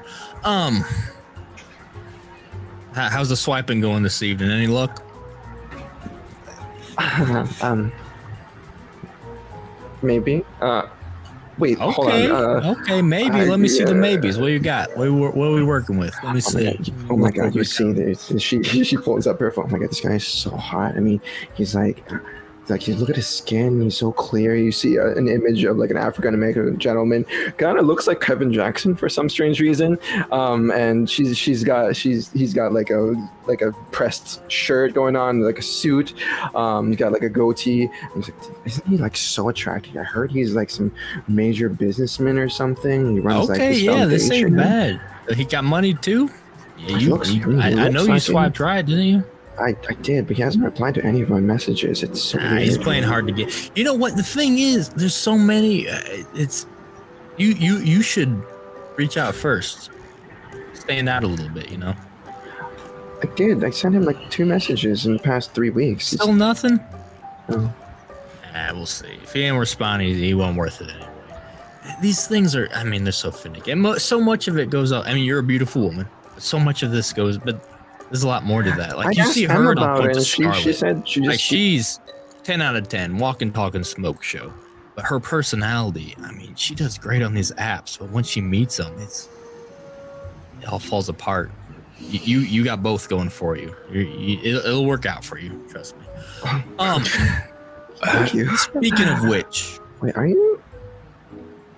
what? It's all right, Scarlett. We can shoot him again later. Who are these two people? Yeah. I have never seen them before. Hi. Hi. She waves They behind the counter. are sort of lean in. I don't want to say anything, but they're kind of my charity cases in a little bit. As you can see, they're quite sickly, and some of the things I do. She does look it's a little the- pale, and he looks a little unhealthy. What's? Unhealthy is a kind way of putting it, and she like I said, she's got good bones on her, but they're in a bad place, and I'm here to hopefully pick up a delivery to help out these individuals and others like them. They Okay. they caught some diseases, and they're gonna need clean blood. Yeah. Oh no! She looks over your shoulder and looks at Scarlett and Fletcher with like that pitied look, like she knows like something bad happened to you all, like your tragedy cases or something, and she just looks back at you, Toledo, and she says, "Let me get Dr. Summers." Yeah. If you could get Dr. Summers, that'd be great. Yeah. And she kind of when she goes, steps I'll away. sort of turn to the others, give them a thumbs up. Okay. This is gonna be good. A minute or two goes by. You hear the hurried footsteps echo through the not so big hallway down the road, down the room, but after they some hushed tones, some hushed speaking here and there, you would see this woman emerge from one of the hallways, or the hallway down the. She is similar, kind of have the same colors. Alice's hair, like brunette, red hair, kind of ish. She's got light hazel eyes. She has sort of pursed lips, and she's wearing like this lab coat going on with some scrubs underneath. And she carries a clipboard, and she walks towards your direction in like this confident manner and like worried at the same time as she sees the three of you, and she says, Father Toledo, we weren't Dr. prepared for Summers, your arrival. Pleasure is always. Sorry to just drop Hi. in like this unannounced. I was hoping we might be able to do a bit of a transaction this evening. You see, I have two poor souls who really can use a special branded charity that only someone like you can provide. Of course. Good evening. My name is Dr. Emily Summers. I'm sorry, what's your name? She looks towards you, Scarlett. Scarlet Rose. Scarlett. Okay. We call her Scarro. That's interesting. Okay, that's completely fine. And as she turns towards you, Fletcher, she says, and who would you be? Her voice cracks in this moment as she meets eyes with you, and she gives you an up and down look. She looks towards Lori, for her stare lingers at her for just a few moments before she turns back at you, and she does like a triple take, and she says, Emily, how are you? "You're." Yes. I'm sorry, y'all know each other? Yes, we do. Aren't Okay, you? Fletcher, we might need to talk about boundaries soon. But Yeah, we really do, Toledo. I'm sorry. What is going on? I didn't know you were part of some sort of foundation for charity cases. these two are very sick, and they're representatives that represent some of the clientele that I help that are Not true. I'm ravaged by volunteering. disease. I'm I mean, volunteering and ravaged. helping. They've gotten into some terrible things, I'm Miss helping Summers, out. can I talk to you and for now a bit, their bodies please? are just While withering away. the Dr. guys talk? Summers withering, and their mouths just start popping off, and they don't know what's going on. It's gotten to their heads too. You're gonna have to forgive them. I chaos. She is just looking at the three of you. She doesn't know what to say. And she says, one of you, go ahead and roll. Manipulation and subterfuge, please. Since you're That'll all be lying out of your me. asses. You get a -2 for this roll. All of us or Just one us? of you. One of you. Subterfuge and manipulation, right? Yep. At a Mind. -2. Oh, wait. You just put the minus before you do the minus number. 2. It's not bad. That's a messy crit. Oh, that is a. Oh no. Oh no. Okay. With 4 successes on a messy critical, Scarlett. As you say, what do you say to her in this moment? Miss Summers, there seems to be a misunderstanding. Why don't we talk over there while these two gentlemen fixes this misunderstanding? As you say those words, and you think you say those words, Fletcher and Toledo, you notice that Scarlett's beast is coming out in this moment. Her fangs have just popped as she spoke. You can see the hunger in her eyes, and she says those words, but you can tell that she doesn't mean like they're gonna talk. She's probably gonna feed on Miss Summers here in a moment. Mr. Wright, can you remove this troubled young woman from this vicinity? She seems to be herself. I'm sorry, I think what it's happened? best- Your canines are very long, man. I think it's best we I'm all sorry, have a I'm talk just together. very sick. She really gets around and she's caught something wild. Oh dear. Mr. Wright, if you'd please. That ain't happening, Toledo. Miss Summer, like again, Toledo, Mr. Wright, you can talk. I'll be there with the receptionist and Miss Summers and try to. Your package is ready and kept in the storage area, but if these are your cases, I might need the package. we get might out. need more than she just. gets like that. We might need more than just. We might have to do physical evaluation on both of them if they do look a little. I just did that with You another do clinic. not want to do a physical evaluation on her. Let's just say she's been through physical evaluations When's with the last time the both of you have attended? many people in this city, and that's why she needs some fresh, some good, clean blood.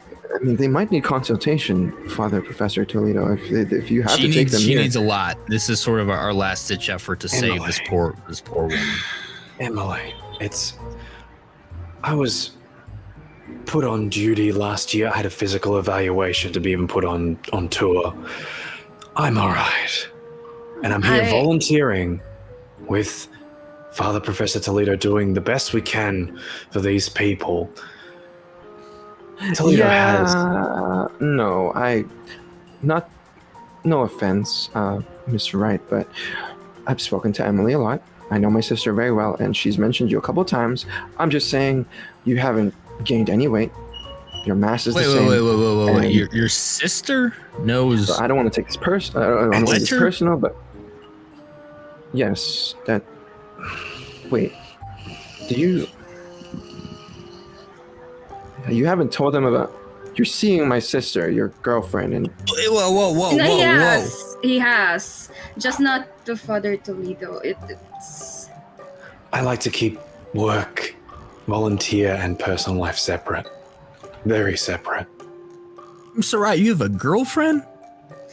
Again, Miss Summers, why don't we talk away from the gentleman? No, you don't need to go anywhere alone with her. We'll be I'm gonna go in. make a call real quick. Lori, go ahead and bring the package for Father Professor Toledo. Yeah, if we could just I'm get the gonna call package, a little someone important to me, and she looks at you directly, Fletcher, in this moment as she steps away. Dr. Summers, please make your call. Lori, if you could give me the package, that would be terrific. Scarro, if you would perhaps remove yourself from the situation. I'm gonna step outside. I'm going to pull Toledo to a side and go like, what the fuck is going on? I don't fucking know. I guess Fletcher's. I thought he had feelings for me. How I'm finding out he's a girlfriend? I don't know he what had the hell's feelings for going Damien. on. That's why he's bringing up Damien and the Oh, see, I Bloodhunt thought and- Damien was using him to make you jealous. My mind's blown right now. So you're seeing this girl and the other I'm not girl is seeing their her. I mean, sister? obviously, you can tell she's caught a little bit of the Toledo fever. But right now, you and Fletcher, get out. I'm gonna Get talk us to blood. Fletcher. That's why we're here. Blood. None of this other shit. All right. You keep calling me a case. You could have just said that going out. Hey, Fletcher, Sarge, are you okay? I'm gonna go to the side alley and I'm gonna crush a garbage can like a normal can. Just crumple it up into a small metal ball. Yeah, fine, Scarlett. Just fine. Just dandy. Okay, I am assuming this was not a situation that you would have wanted to happen.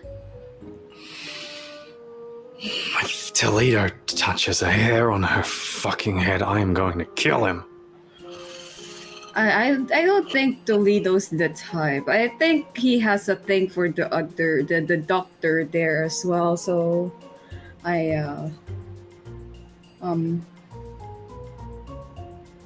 This feels so wrong in so many ways. I don't know what's going on, but I'm just a bit thirsty. I might go down the alley and find something to drink. Toledo's taking forever. Yeah, good idea. I'm just gonna find another trash can to work some things out on. Yeah. Find a huge dumpster down the alleyway, and you start crushing it with your 4-string. Yeah, you can easily do this. Well, not easily, but it takes a bit of effort. But it does give you, a moment to, unleash this tension upon this metal object. Scarlett, what's an awareness, please? If you're gonna hunt here. Yeah.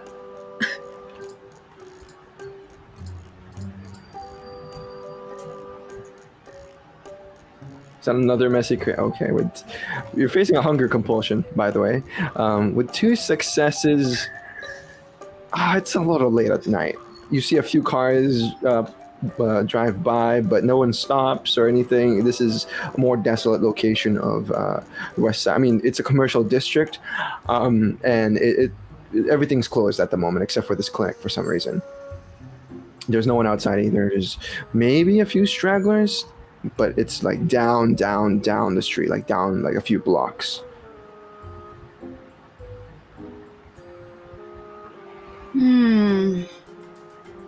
I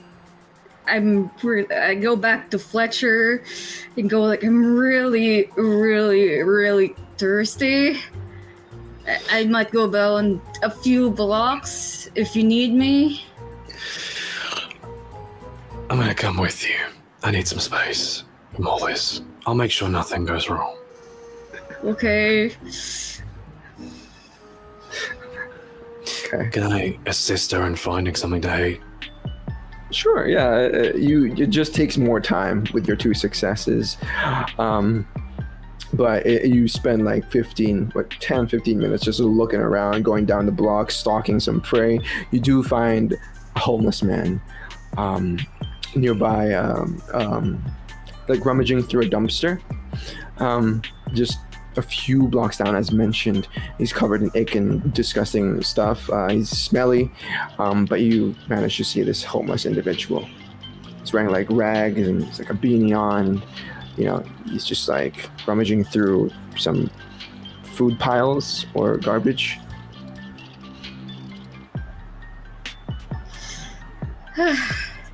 Better than nothing. Oh, fuck. Does he look like he's under the effects of anything? And It's dark. can't It's say. I'm too thirsty. Just gonna go and... strength and brawl. And Fletcher is just overseeing things, making sure. Yeah, just gonna lean up against the alleyway and watch left and right, make sure no one sees any of this. What's an awareness, Fletcher? 3 successes, you are able to overpower this individual, Scarlett. And you stalk him from behind and you just latch onto him. You just start drinking. Probably grabbing his mouth so he doesn't scream and then just bite into the back of his neck or something. With 1 success, Fletcher, it seems everything just seems to be fine. There's nothing going on here. No one around you, at least from with that 1 success. Scarlett, how much blood do you take? I take 2. 2 knots of hunger. Okay, not a problem. And you are now under the effects of alcohol. You just for the audience. What is? Let me see the effect here of drugs. You have for the next scene, or until not for the next scene, but until you've spent all the blood you've taken from this individual, your dexterity and intelligence rolls are at a -1 penalty. And you are now just under you're drunk at this point as you realize after you take a bit of this individual's blood. He smells terrible. He smells like booze and he hasn't showered in weeks or something. But as you taste a bit of his fresh vitae, you get a taste of that alcohol. You get a taste of you being under the effects of this buzz of maybe brewski or maybe some beer, some cheap beers here and there. And as you pull away from this individual, as he lets out a soft moan and falls to the ground unconscious, your hunger is sated by 2 dots. Fletcher, you see this happen, and she looks like she's smiling for some reason, and just giddy. Let's go. Yeah. Let's go.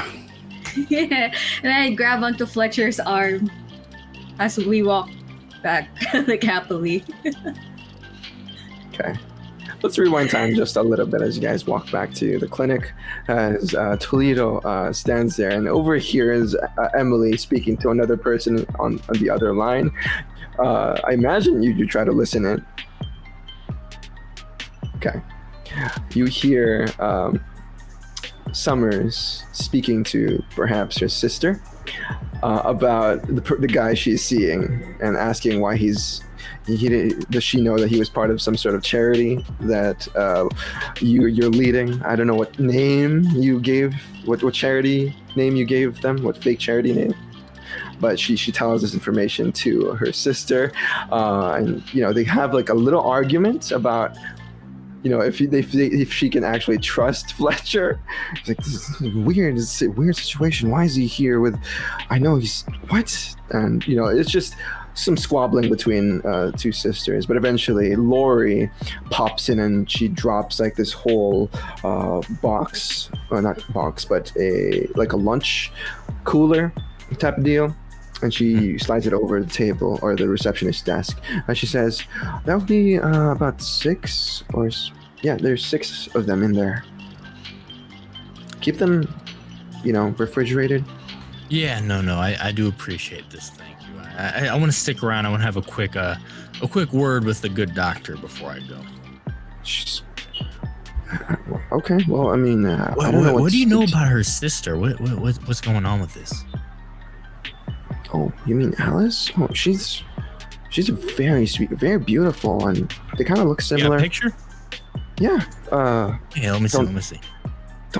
Don't tell Miss Summers, okay? No. She opens up her receptionist desk drawer, and she I keep photos of people I find really attractive. Don't. And as she scuffles through, you would see pictures of people that she's probably dated or something. You would also see a glimpse of your photo there.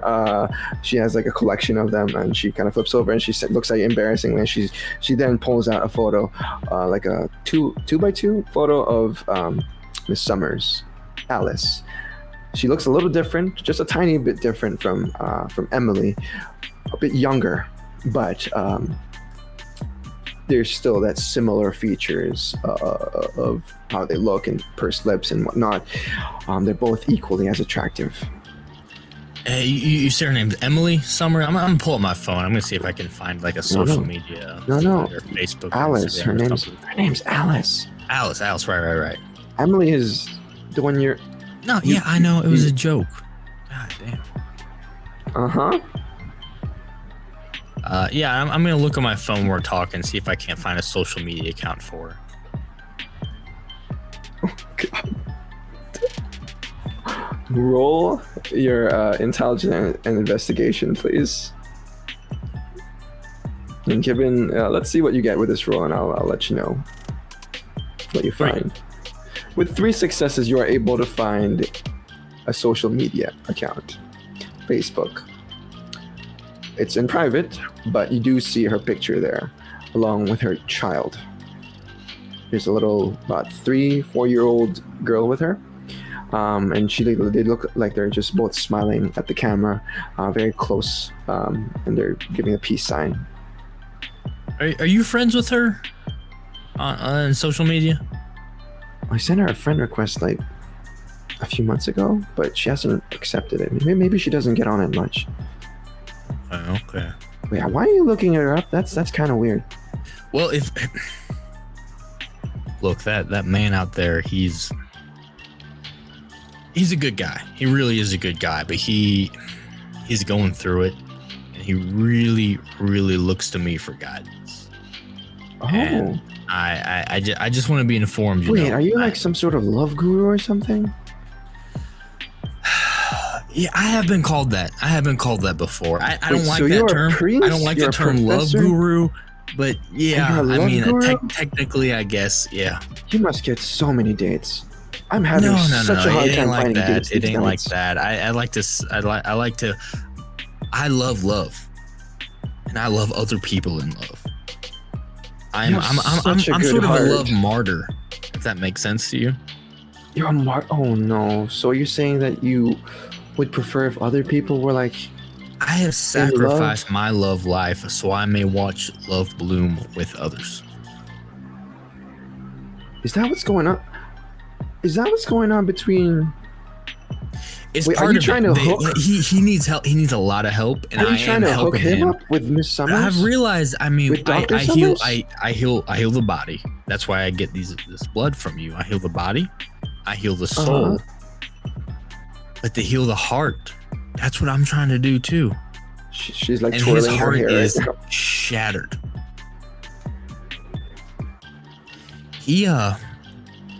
That's hot. I'm gonna lay it out. He did a thing for me. He did a thing for me for a long while, and Oh, he's just going through so much, and I want to make sure this woman is gonna be right for him, you know. And I know Dr. Summers. I know the good doctor, and she's as fine of a woman as you can find, morally, physically, everything. And I Are hope you her sister trying- follows. are you trying to hook him up with Dr. Summers? No. I think she I has a thing understand for he's you, already though. in a relationship with Dr. I got everything for you. Summers' sister, cousin, something like that. What was that? What? What? No, I understand he might be in a previous relationship, and I just want to make sure he hides things like this from me. He's healing. He's wounded. He's a wounded animal. So you're And also I want a him to come therapist? out on his own time, on his own volition, when he feels comfortable. But I would like to go in knowing a little bit, you know? Like you saw that woman that we brought in, she's beyond help. I don't know what I'm gonna do with her. But Uh-huh. Fletcher, there's hope. And where there's hope, there's a way. And when there's hope, there's Toledo. I'm gonna do what I can to help. Wow. It must be so hard to just have these many roles in people's lives, people depending on you, and You have no Wow. idea. And they do depend on me. You should have seen them before I came along. They were a wreck. I tell you, a wreck. And I am doing what I can to patch them up, lift them up, pull them up, and guide them to something better. And I just want to have all the tools I can have in my arsenal to help them on their path. Sometimes I got to be behind the scenes. Sometimes I got to look things up on my phone. Sometimes I got to kind of figure out what's going on so I can help them without them knowing I'm in true. Like, again, it's important that they think that this is their own ideas, that they're doing this on their own volition. I'm just so. I hate to use the term guardian angel, but I can't think of a better comparison of what I kind of am. I'm just right there on the shoulder, guiding them through, and if just sort of staying out of it, but also guiding them. That makes sense to you? Lori, her eyes googly at you at the moment. She got the puppy eyes going on. She's subconsciously reaching for your hand over the table and grabbing onto them warmly as she says, "You are so brave to take this path on your own, Father Toledo. I wish I could find a guy like you." You will. I've seen it. I could feel you. You have a good soul, and You're really one day cold, your though. soul is going to recognize someone else's soul. And when your two souls align and they recognize each other, there will be a union, and it will be worth the wait. I don't know if I can wait for that union. I'm kind of a dry spell. but- Little Birdie told me, I don't think you're going to have to wait long. I feel something coming along for you. Oh. she raises an eyebrow at you with those eyes, but you overhear the interruption of Dr. Summers saying, "Excuse me, Lori, let's maintain professionalism here at work." And she looks Always. over where she's holding your hand, Toledo, and Lori quickly, puts her hands away, and she says, "Oh, Dr. Summers, hi. I was Father Toledo was just telling me about all the love guru things, and he's gonna hook me up with one of his people." What?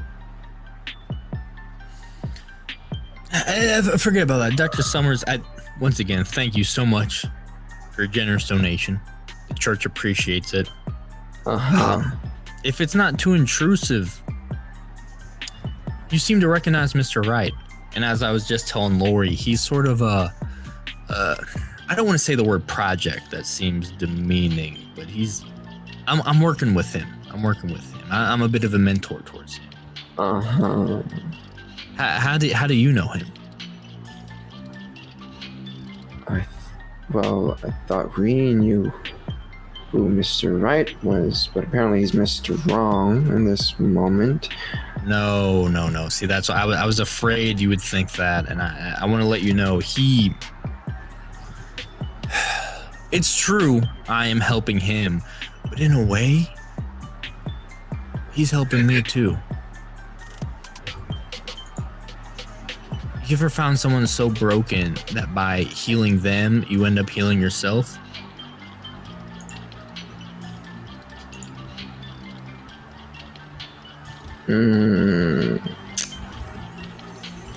I don't know what you're talking about right now, but all I know is that he hasn't been very honest with you or my sister, has he?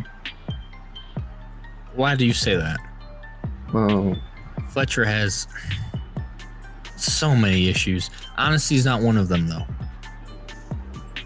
look, I just don't want my sister to end up in another asshole sort of ex going or running around the city. All right, some drunkard, deadbeat dad. All right. I feel that. He has those I feel like vibes. working in your charity, working with you is a pretty big thing that you should probably inform your significant other. Listen, I'm very protective of my sister, all right? Mm-hmm. Mm-hmm. So if he's not going to get his stuff together, I'm going to make her just stop seeing him. I would advise against that. Fletcher is, as I said, he heals me as I heal him, and this charity would not be what it is without his involvement. Did you see that woman we brought in with us? The one with the dark hair and the red stripe. Mm-hmm, mm-hmm. She has been the most difficult case we have had yet. Okay. I could talk about a lost soul. I can talk about someone just so Does she far need gone. a They're not physical even and mental worth helping. She needs evaluation? everything. And I don't like talking about this. I gave up on her. She was such a mess. I thought she was beyond saving. And it took someone like Fletcher for me to see that even someone as vile and messed up and broken and just trash as Scarro is still worth saving. Fletcher showed me that. That man has a patience, a determination that I've never seen in anyone else. And I realized immediately that if he can see good in someone like that vile creature, then that's someone worth working with. That's someone worth giving a chance. That's someone worth getting to know. And I would say your sister's a lucky woman to know. But I understand your trepidation. I understand your She looks like she has worry. daddy issues, Lori says out loud. Oh, did I say? and then some. And then some. When I first met her, she was in a biker bar riding like it was a damn bucking bronco, some sap in a supply closet. That's how I met her. That's cool. I was ready to walk away. I was ready to say my prayers and walk away. But Fletcher pulled me around on it. Here's what I'm saying. There's some trust. I think maybe if you trust you trust me, don't you, Doctor? If you Of course say you do. they're as So I vile think as you. what we should do, maybe moving forward, maybe we can get together some night. Me, you, Fletcher, and your sister, and we can all meet and we can all sort of have a discussion. You know, get to know each other, and I think it would be good for all of us, don't you? That way, I'll sort of help you out to, like, you know your sister, you know what's best for your sister. I know Fletcher very well. Together, I think we'll be able to sort of be able to tell if this union is something we should support. She crosses her arms in this moment as you see her thoughts ponder about the actual idea of this double date. Or, I guess in her mind, it's not a double date, it's like a counseling session as she taps her foot a few times on the ground, leaning towards her weight on one side as she says, "Huh.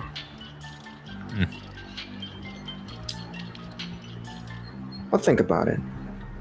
If you Okay. say he needs help and it's not as vile as that one girl you brought in, then No one is.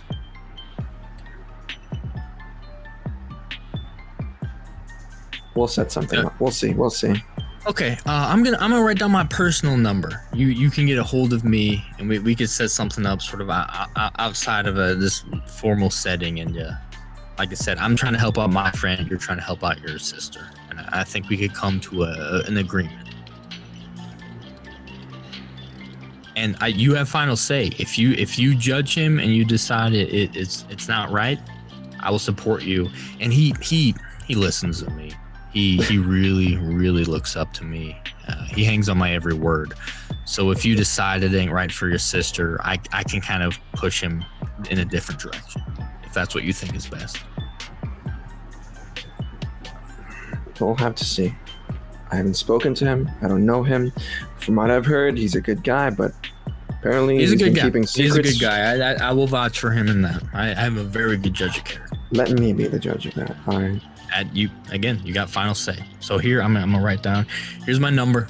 I look forward to whenever you're available, setting something up. Maybe the four of us can have a nice dinner or something.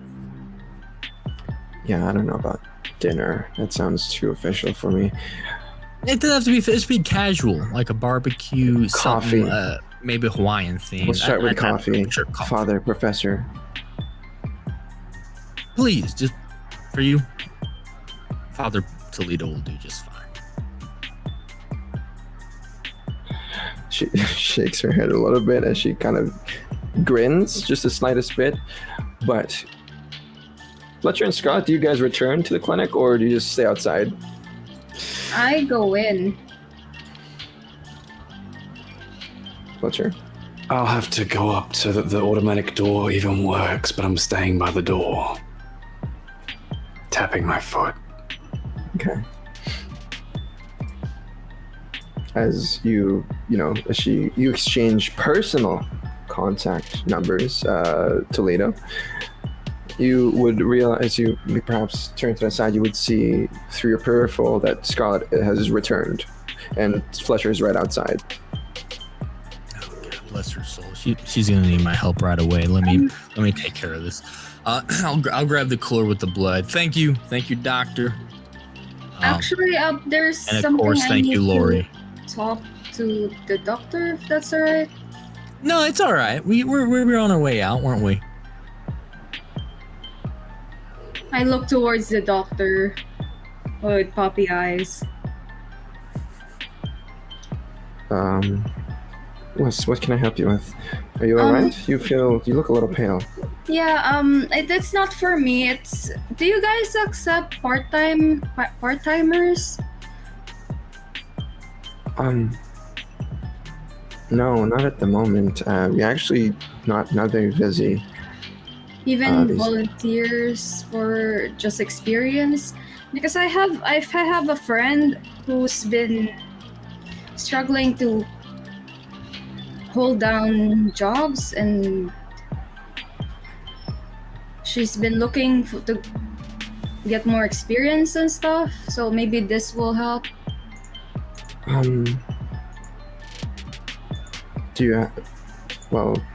Is she like from Chicago? Yeah, is this? her name's Catherine. I can give you her number. I don't know any Catherines. Sorry, she's about my age. She's still young, but she's doing good. Sure, I guess, but we seriously, we're not taking anyone in right now. Not at the moment. But I guess if you can have her give us a call, maybe we'll see. Alright, do you have a number? Yes, here, Lori, and she gestures at Lori, who pulls out like a card for the clinic, and she, hands it over to you. Okay. Alright, thank you so much, doctor. And then I just head back to Toledo and wait for him to open the automatic doors. I will do so. Both Lori and Summers kind of give you like a concerned wave, but eventually you guys exit the premises of the clinic and return to the parking lot area. Okay, well, I kind of had the drink, Toledo. Do you want to head towards the place now? Yeah, I got some blood bags for us. We can sip on these in the car. Maybe while we sip on them, if anyone wants to say anything or get anything off their chest, we could do that. Otherwise, we'll sip on our drinks and then head off to our hunt. Here's a couple for you, Scarlett, a couple for you, Sarge. For me. Can we not do this here where, they could clearly see us from the window? No, just get in the car. It's fine. We'll drive off a little bit. It's fine. What about your motorcycle? Well, then you take me back to my motorcycle and we're going. Right now we're having a sip. Just be cool. Be cool, Scarlett. Jesus. Okay. I'll drive. So how's everyone enjoying their blood? You guys like Dr. Summers? She's pretty nice. You guys, the two of you need to talk. What the fuck was that, General? That's what I call serendipity. Apparently, a doctor friend of mine is related to someone you're sweet on. That's wild. I was hoping to keep that away from you both. Why would you want to do that? Because anyone who gets involved in kindred society is in a lot of danger. And I really like Miss Summers, Alice Summers. When you say really like, you don't mean love, do you? Oh.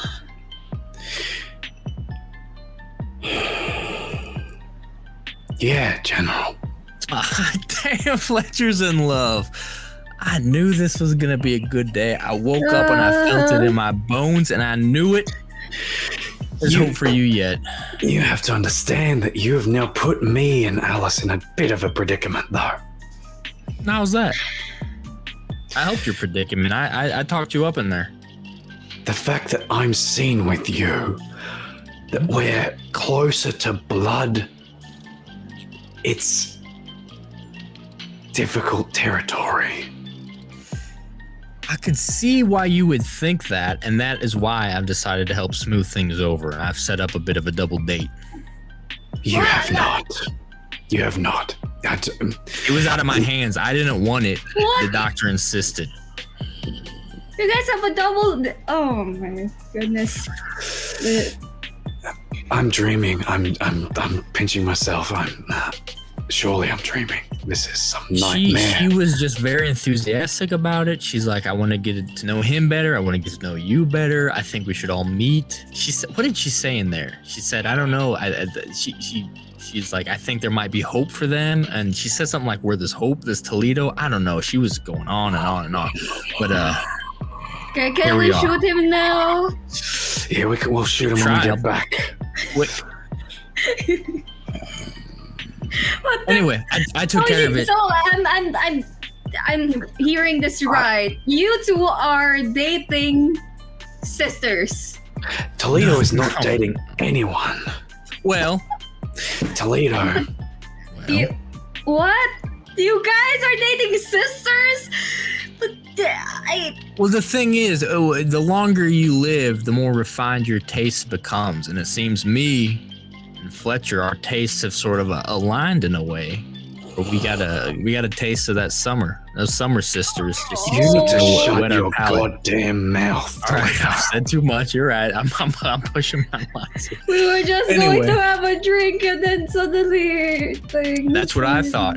Lo and behold, my surprise when I discovered a serendipitous coincidence. We could deal with that later. It ain't no thing. It'll be all right. It'll be all right, Fletcher. Scarlett, one day you'll meet a nice boy and you'll maybe have something. Maybe you and Damien. You got anyone you could double date with? No, Damien and I are not a thing. We're just talking. So he's officially moved on and he's on the Fletcher? I don't want thought anything to do Fletcher with. and Damien I think was... Damien's a good man. I don't want. What No. you were saying about the blood bond. You know, that bond is making you feel a little more than just liking him. I just want him to make sure he's treating you right, Scarlett. Mostly I want to make sure you're treating him right. He's a good man, and you are not necessarily a good woman, but you're getting there.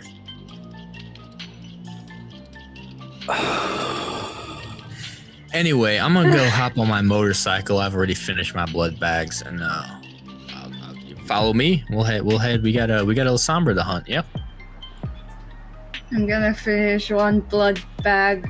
Just stab it with probably a metal straw, because Toledo keeps on bringing those blood bags, and then drink it while sulking in the front seat with Fletcher. I'm just gonna toss mine in the back. Toledo, how much blood do you take? I drain as much as I can. I'm pretty hungry. Okay, so you drink about 4 blood bags, so you can slake 2 hunger. Perfect. Okay, and Scarlett, you can slake your hunger down by 1. And Fletcher, I guess you're fine on your own. I'm all right. As we head over to the Dearborn Synagogue, located on the upper west side of, it's kind of outside Chicago, but it's not in the downtown area. It's in the northern west portion of the city itself. Scarlett, Fletcher, and Toledo.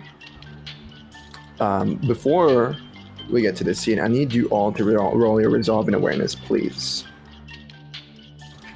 Just to see what you guys actually notice as you guys walk in the location. 4. 4 for Toledo, 2 for Fletcher, and 1 for Scarlett. Okay. Guess I'll just be describing things in Toledo's perspective. But as you guys drive through the downtown area, because you have to pass through downtown, take I-90,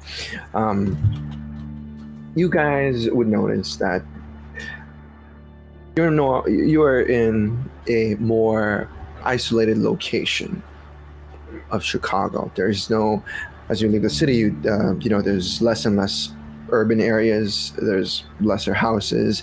There's more shrubbery and trees, wooded areas and such.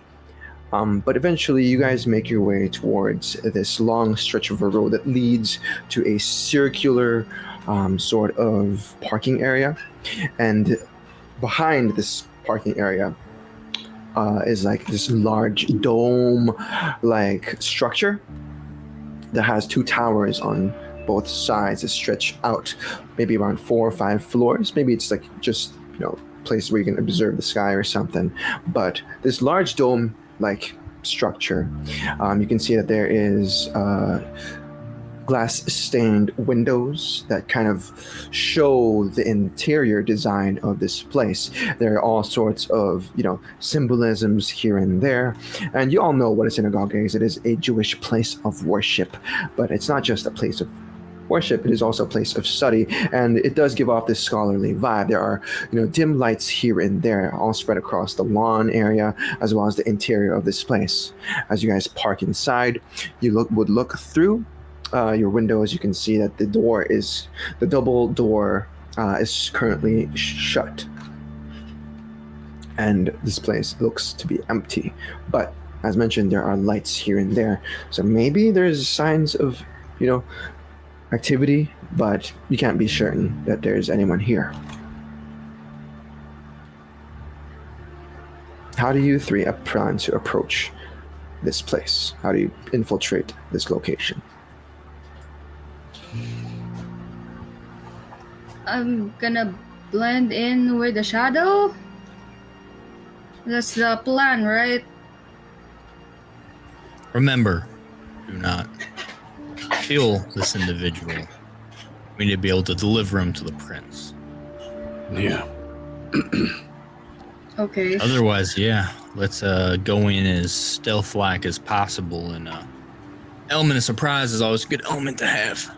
All right. I'm going to try and find an elevated location where I can play Overwatch. You guys, what do you want to do? I guess we'll go in, and if you're going to be outside on Overwatch, Scarlett, if you run into him, try to pull him out, so he's in Fletcher's sights. Okay. I can either go outside on a nearby advantage location, or I can take something a bit closer and stick a bit. Maybe there's some upper railing or something that I can stick myself to.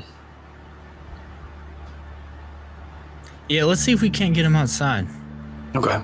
All right. Sniper Is rifle outside it is. a good idea though? Like, people might see shadows and things. But once he's outside, it's just going to be a bullet. So yeah, careful of Masquerade once we're out and about. But it's pretty late. No one should be at a synagogue at this time of night. Yeah, but we do occasionally have homeless stragglers and...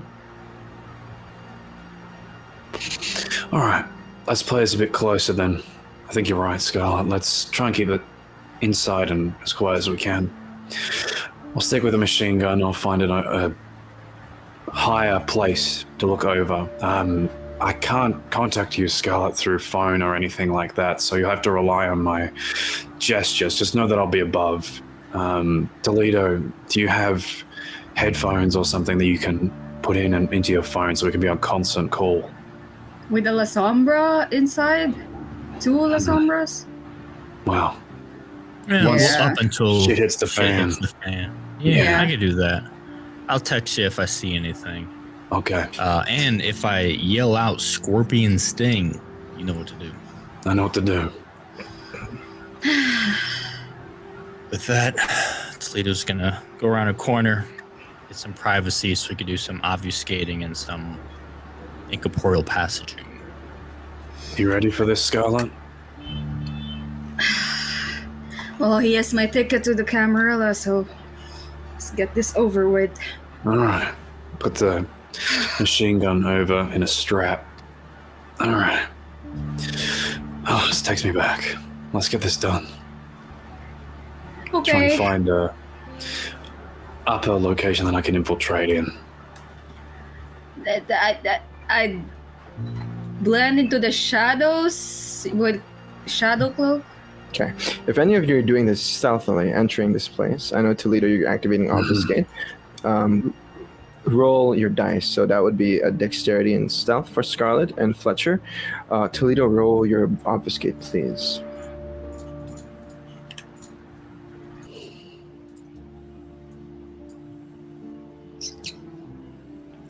I'm doing obfuscate and incorporeal passage so I can move through walls and whatnot. Are you kidding me?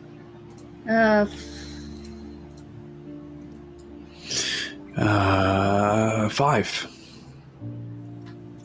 Can I reroll some of that? Or should I? It's up to you. Yeah, I think I'm gonna do the same actually. I reroll two of We those. probably want to get the best advantage we can first, and then Yeah. see the situation before we do anything. How many dice can I Take a reroll? few rolls. You have it's the non-hunger ones you have left, which is 3 more, so you can roll 3 dice. Okay, that is The fuck? 6. Holy shit! All right. It won't beat 11? As you guys walk in, you feel, well, with those successes, let's just say you do it kind of smoothly. You find a way inside. You don't go through the front door. You walk through the corners of the place, find a open door or something, maybe a back door entrance of some sort. Toledo, you can pass through walls, so this is no problem for you. You simply just do it. But Fletcher and Scarlett, you guys managed to go through the back. You open the door up. Strangely enough, it is unlocked, as if someone had entered through the back door. As the back door is swung open towards the inside, as you peer through, you can see that there is dim light coming from the church itself, but from the back entrance you're at, it is completely dark. It is cold, unnaturally cold. That's the first thing the both of you notice. Toledo, passing through the walls itself, you can immediately feel like something is here, something is present with those 4 successes. You can't see them, but something is definitely here. But as you walk in, you can see the church pews and whatnot, the stained glass windows that hangs above everything else. The moonlight kind of cascades through. You can see that the place is rather empty. But with those 4 successes, I'm going to give you this. You smell blood. I'll text that to the group. Just, I smell blood. Blood in the air. All right. Eyes of the beast. Oblivion side. And one with a blade. Keep the gun nice and close. I'm gonna start activating Arms of Ahriman. Okay. Yeah, let's Oh go my- on. Go on. Toughness. Thanks for the stain. Now you take 1 stain for using Oblivion. Oh, okay. Decent rolls for everyone here. But, okay. As 3 of you enter the vicinity, the church proper, all 3 of you see a silhouetted figure that has his arms outstretched, is on his knees, and this figure is just simply pointing at the glass-stained window above. the skylight. It's just a dark silhouette. Actually, you have Eyes of the Beast, right? And Oblivion Sight. So the two of you can pierce through the darkness and see clearly that this silhouetted individual is wearing like a rabbi's clothing. And his arms are clearly outstretched in some way, as if he was asking for forgiveness or something. And as you draw closer and closer to this silhouette, you can see that this body has no head.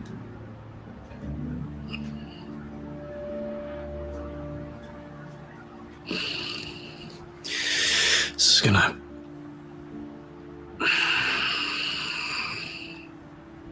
You go closer, it was torn clean off, like someone ripped it from them. Point the gun up and just have a look around the room. Yeah. With those, how many successes did you get? Were those 2 successes or? Yeah, you got 3 successes. What is it? You got 2 successes, right, for your awareness roll? Yeah. You find nothing here. You feel that there's something here, but you just can't see it.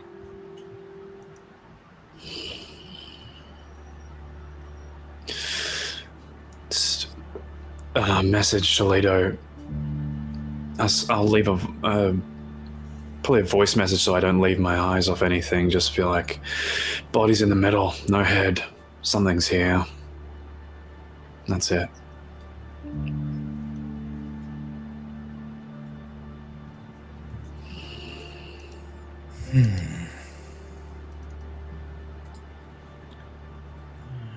The silence in the room is also kind of unnatural, but perhaps it's because it is empty. But nothing makes any sound except for the 3 of you moving. Well, actually, Toledo, you can't hear Toledo at all, but the both of you just kind of scuffling around and looking to see if there's any presence here. It's too cold. You don't feel anything? Can I see anything with Oblivion Sight? Either of you can see in the darkness. This is not supernatural darkness. You would know if it's supernatural. It's just natural darkness itself. Just gonna go over and inspect the body. Can I Nice and take a close. taste and see if it's a Lasombra blood? You don't know if it's Lasombra. You wouldn't know Yeah, that's why unless I'm you gonna have taste of take blood. Okay. Thought there would be darkness involved. I'm going to look up. This is it's a rabbi, right? Mm-hmm. That we're targeting. I'm gonna look up and see if I can find a picture of this individual on my phone. If you want to look around the church itself, you can. You can roll. No, like intelligence. look on my phone. Like just Google the name essentially and see if there's any picture of this rabbi. So I don't know. It's a Lasombra. It's a summer probably No, not. Sombra. Yeah. It would come up empty. There might be something in the synagogue though, somewhere. There's an office nearby where the dim light is, but there's also what seems to be like a passageway to, a more private ward off to the side. Maybe the prayer room or something. But if you want to look around here and see if you can find anything at all, intelligence and investigation, all 3 of you, or just one of you, and you can add 2 dice. Who has the highest? Probably Fletcher or Toledo? I have 6 in that. We'll add to yours. Toledo. That's yours. Yep. Start looking around. 6. Ooh, with 6 successes. Toledo, you snoop around a little bit. Even in your incorporeal passage, though you can't touch things easily, you can't interact with objects as easily, you manage to pass through a couple of walls and you look around, you follow this. First of all, you see like a trail of splatters of blood everywhere. It's not a trail, it's like splatters everywhere. As you draw closer and closer to the walls, you would notice that there are cracks here and there. There are holes through the walls, like someone punched through them. As you look at the ground itself, you can see there are crater-like breaking up marble, like someone heavy stepped on them or pounced on the ground itself and left an imprint. But as you investigate further in, you end up at the study. In the study, there is a dim light, perhaps from a candle, that's flickering, wavering left and right. On the table itself, you can see a few paperworks here and there. Nothing too serious. There's really nothing too interesting for you, except for a particular journal that is wide open in this moment. You can see that there are splatters of blood on it, but not just any blood, dark colored blood, maybe Lasombra blood. As you take a look at this book, you would notice that it is a sort of journal, a sort of prophetic, maybe spiritual entries here and there. But one thing does stand out to you. You would see the name Shalim there. And Shalim, as you know, is a sort of religion, a sort of abyssal type of worship. It is very different from your doctorate, from your beliefs and whatnot. It's very dark. It's very nihilistic in its own regard. The belief in nothingness. And you can see a few entries here and there with those 6 successes. You can interpret what they are. And this is pretty much just blasphemy for you. It kind of makes your blood boil a little bit. But it does not answer the question as to why there is a beheaded rabbi in the center of his own synagogue.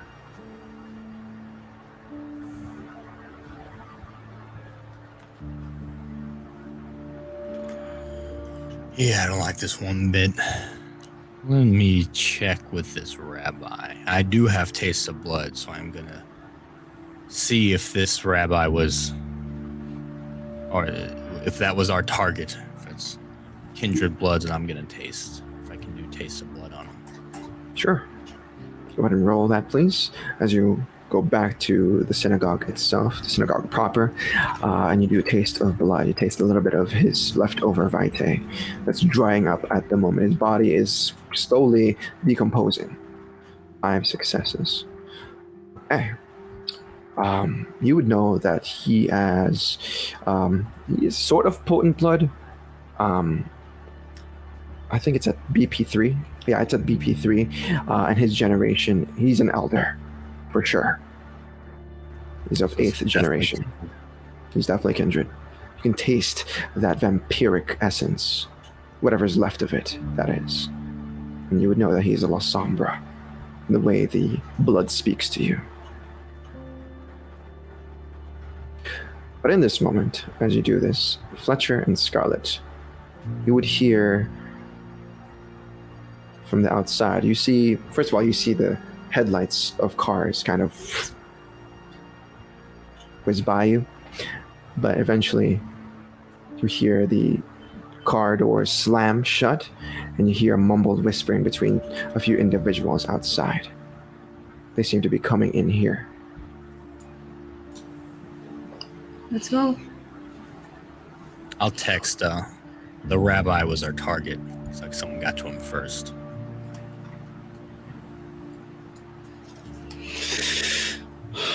Simple response.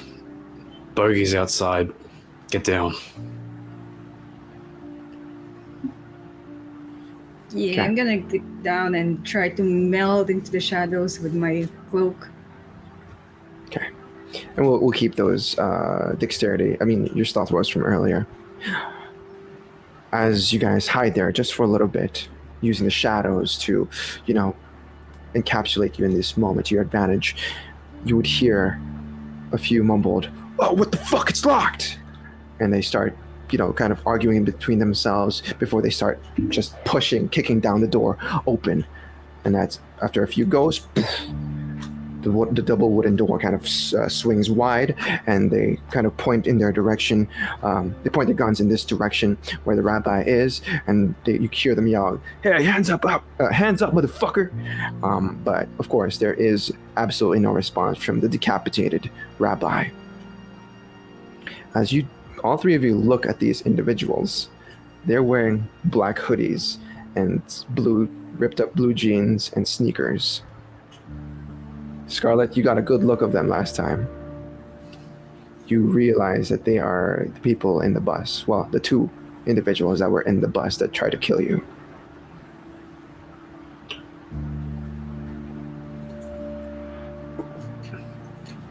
They walk towards the body and they try to investigate. They scratch their heads a little bit and they say, "Oh, what the fuck? He's dead. He's already dead. What the hell's going on here?"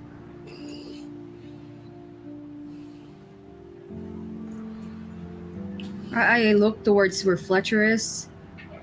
You see him kind of ducked, ready to, shoot at any time's notice.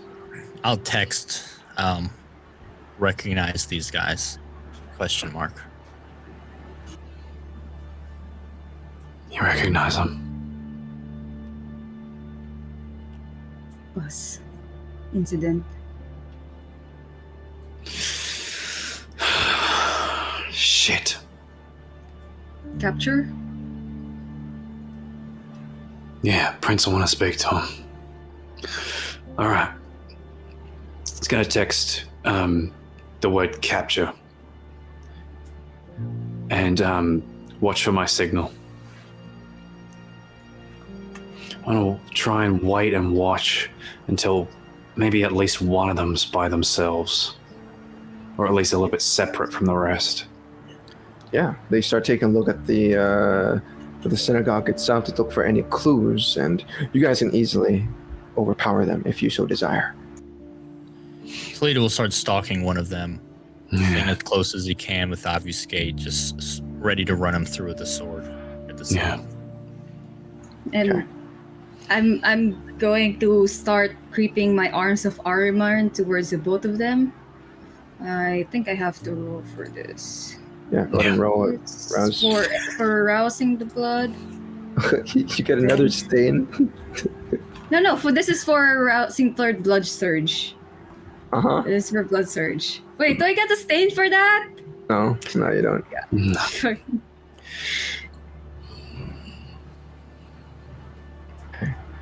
4 successes. They have to, of course. They have a chance for this. But I believe it's Baggy and Snowman. So let's see. Resolve in composure for them. With 1 success on their part, Scarlett, as you summon the arms of Ahriman and you command them to grab hold of one of these individuals, you see the tendrils wrap around his legs and his ankles and his arms as he is lifted off the ground as he begins to "What the fuck!" to scream out loud and kind of freak out. In this moment, the other individual now turns his head and looks towards that other person, and he's now just aiming his gun like, "Oh shit, oh shit, oh shit." What do the two of you do, Fletcher and Toledo? As she's grabbing that one, I want to rush the other and stake him. I'll stab the one she's grabbing. Okay, let's see those rolls. It's a -2 trying to stake, right? Because it's like a cold action. Something like that. It's a called shot. A called shot has a -2 effect. Actually, I'll rouse the blood.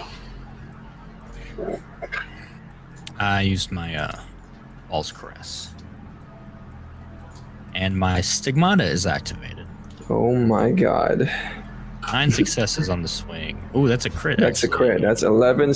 Oh 11. my. Is Ball's Caress is active? Yes. Just gonna kill this guy. Okay. Oh no, with 2. That's a crit. Messy crit Messy for crit. Fletcher. Oof. 4 successes. Okay. As the both of you take your turn, this individual notices as Fletcher starts running towards that direction, and he, of course, will try to shoot you. Obviously. Let's see what... He doesn't have many firearms dots, so... I have toughness activated as well. Shoot. Oh, God. Yeah, okay, so... let's get the numbers out of the way first. With 1 success, you're not dodging, so that's 3. 2, you get 1 superficial damage as he unloads a clip from his gun towards your direction, Fletcher, but you are much too tough for this situation. You don't give a shit, and you run a stake right through his chest. Unfortunately, he does not seem paralyzed in this moment as he just lets out a "Whoa, what the fuck?" as he kind of just grunts in that moment in pain, but he is not fully staked just yet. It might take another turn for you to drive it in closer to his heart, or through his heart rather. But while this is happening, Toledo, with those 11 successes with this defenseless individual, what does this look like? Toledo, still obfuscated, he's going to get a running jump. He's going to scream out Heavenly Strike as he comes down, just full Link from Legend of Zelda, sword down, since he's held still, and just go for just a full through the body with the sword. Oh my god, he's defensive. So first of all, while this is happening, yeah, blood just trailing from his forehead and hands as he's flying through the air. Yeah, Mad respect. This anime style finisher. Okay, let's do the numbers here real quick. With those 11 successes, he does not get a dodge. El Cid does +3 damage. That's 14. Superficial damage, cut in half. That's 7. And you have balls. This person is split in half, and if that didn't kill him, the poison will. And it just, as you split him in half with your Heavenly Strike anime style, you realize that Scarlett, you feel it as well. You feel the resistance from this individual just give in as the person is just split What the cleanly fuck? in half as blood is splattered all over Toledo and yourself. Or actually the entire synagogue in this moment. So, anyone at 4 hunger, please go ahead and roll your frenzy. Oh god. Toledo.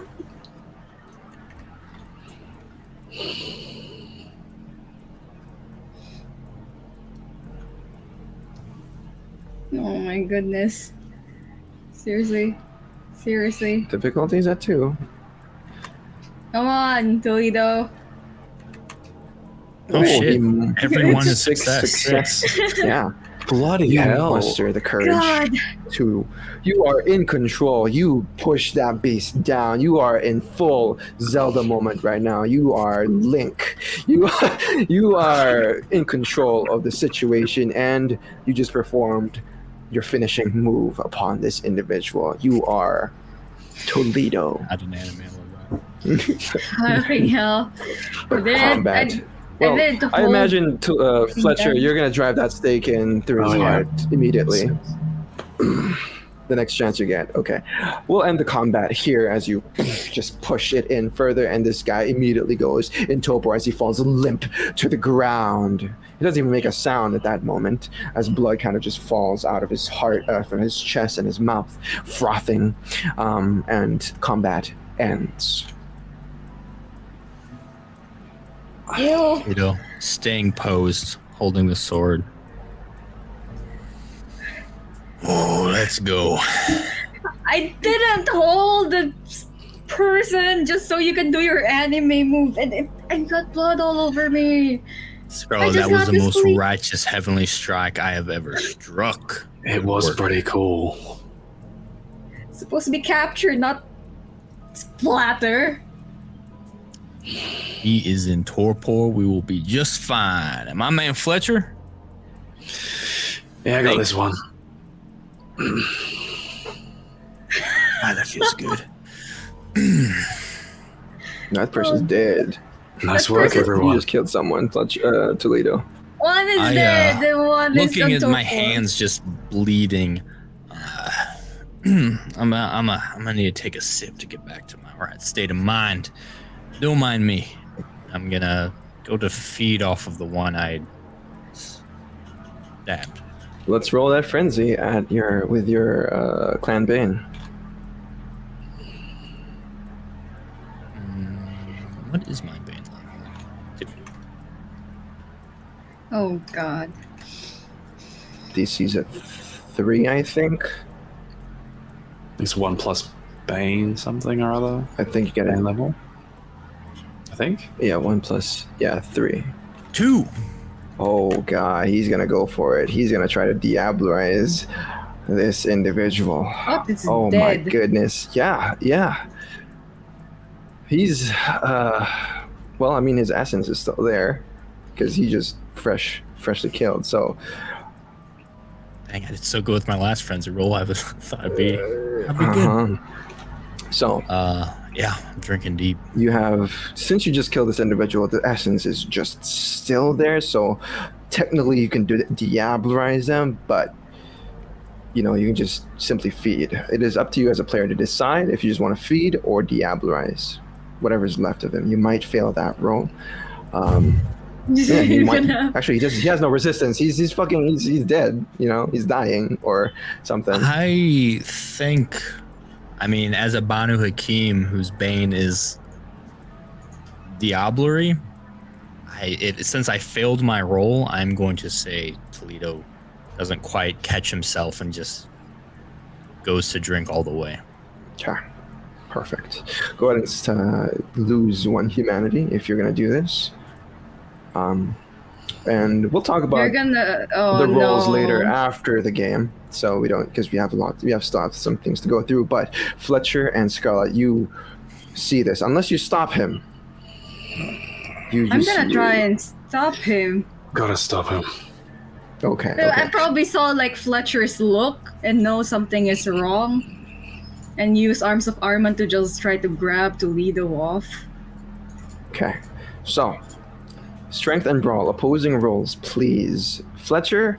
With my I'm Arms of Armand?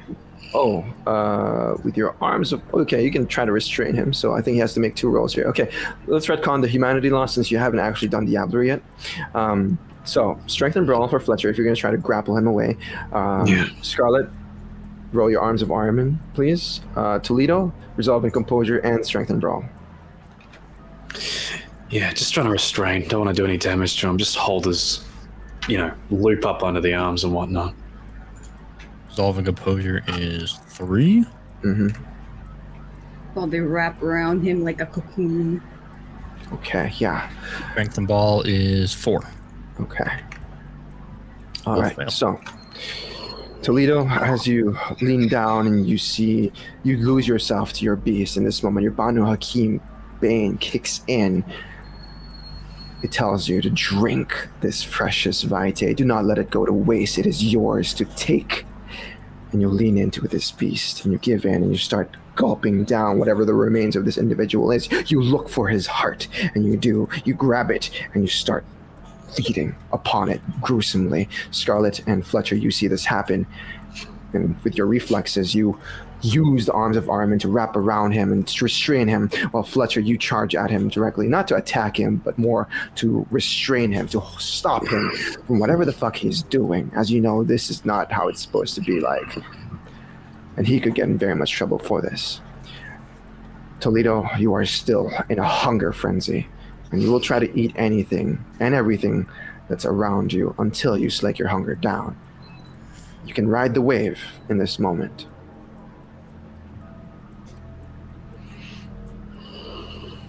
Ooh.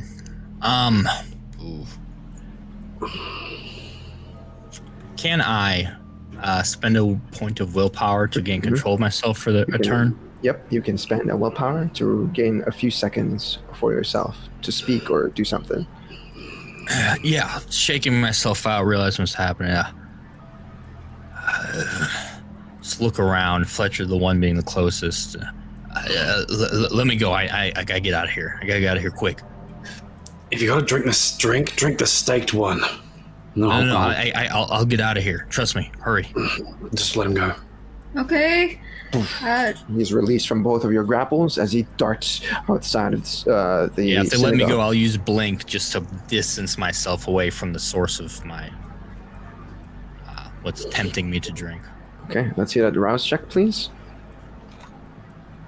Did I get any hunger down, or have I not started drinking yet? I think they stopped you before they could even slake 1 hunger. Okay, yeah, then. Route successful, I'm blinking the hell out of there. Okay. And where do you plan to go? Just outside, just to distance myself so I don't have this immediate blood tempting me to feed. Okay. Remove myself from the scene if I can. You spend that turn to blink out of the way because the door is open. There's no, obstacles. So you just make it outside. The 3 seconds have passed, and you're back in your frenzy. Scarlett, is there blood left in the car? There should be. Okay. It's like 1 or 2 blood bags left. Should I grab it? No, you shouldn't go anywhere near him right now. Okay. If I know there's blood in the car, would I know that? Yeah, I was in the car drinking with yours. them. I saw if they didn't drink it. I'll spend another willpower if I have to keep my senses, head to the car and start downing that. Sure, yeah. You don't need to spend a willpower, as your beast also knows this. So it charges at the car. Since you don't have keys or anything, it's the beast in full control. You're probably going to smash through the window and grab the cooler and start just gorging yourself on whatever blood bags there's left. Okay.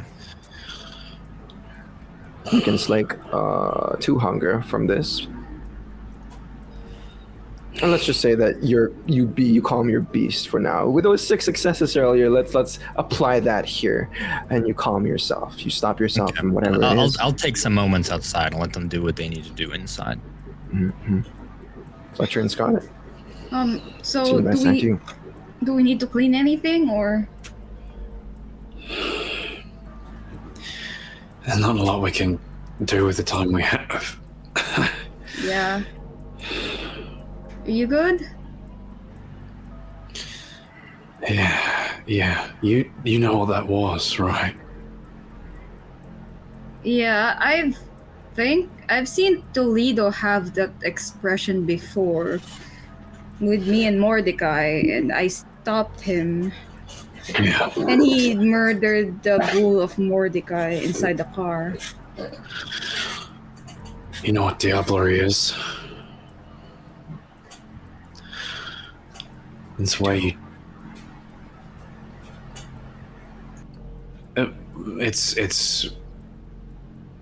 It's where you drink more than just the blood of your victim, specifically kindred. And you drain their essence, their soul, I suppose, into your body. Makes you a lot stronger, but it's also brings you closer to what Malankov was. And that's what the Sabbat do. A lot. This doesn't mean Toledo is a Sabbat. His clan is, you've seen it before. They suffer from this compulsion, this drive to do this. It ain't his fault. Oh, okay. All right. We should burn the bodies and just get...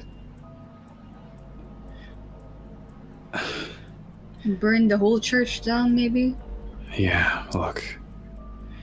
I'm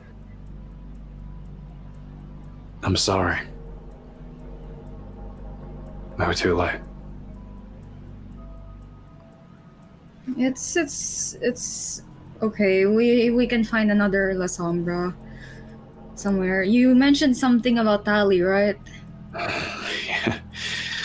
He ain't one we want to tango with.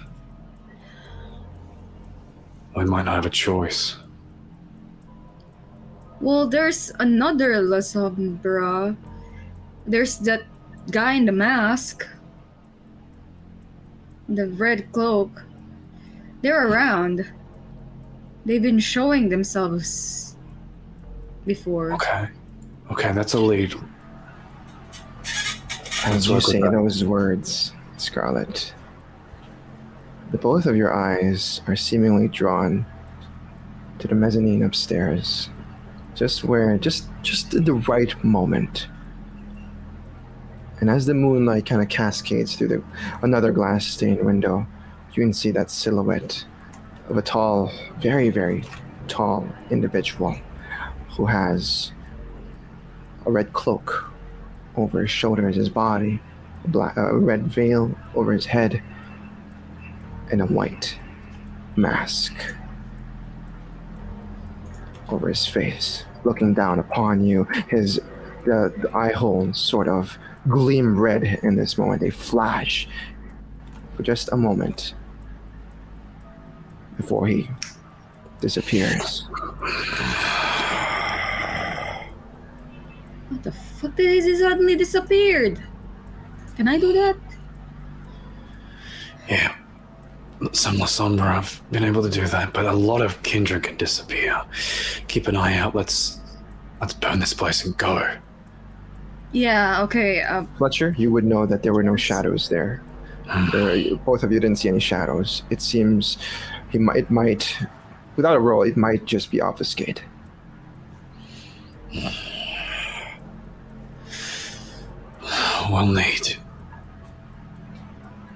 We'll need the general on this one. Should I... Is he fine now? Can you message him? Like, is he good? Just give him a quick call. Hand on the gun at all times. Yeah, I'm gonna step away so the call would go through. Okay. Toledo, you are now covered in blood, some viscera, and you've gotten Fletcher's car completely, messed up in this moment. There's glass everywhere, and you didn't care. But for the sake of the story, let's just say you come to, and your phone is ringing. Hello? This is Toledo. Father Professor Toledo, what's up? I'll take that as a good sign, General, that you are talking normally. We got a situation, those red cloak things, whatever you've been mentioning. They're Are you here. able to... Yeah, something is. Are you able to have a look around? Do you have the ability to see things unseen? I sure do. All I'm right. gonna hang up and hit Sense the Unseen. Sure. Go ahead and roll your Sense the Unseen, please. Scarlett, do you want to back him up, and I'm going to collect these things and burn it? Okay. Do you want me to grab the... And then I point at the snake person? I can take him. Okay. Yeah, and then I just walk away and look for Toledo in the car.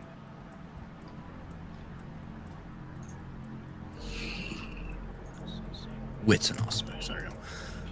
Alright. Blood surges. This is power bonus. You didn't get a power bonus. I always forget the discipline bonus. Okay. GC's at 6.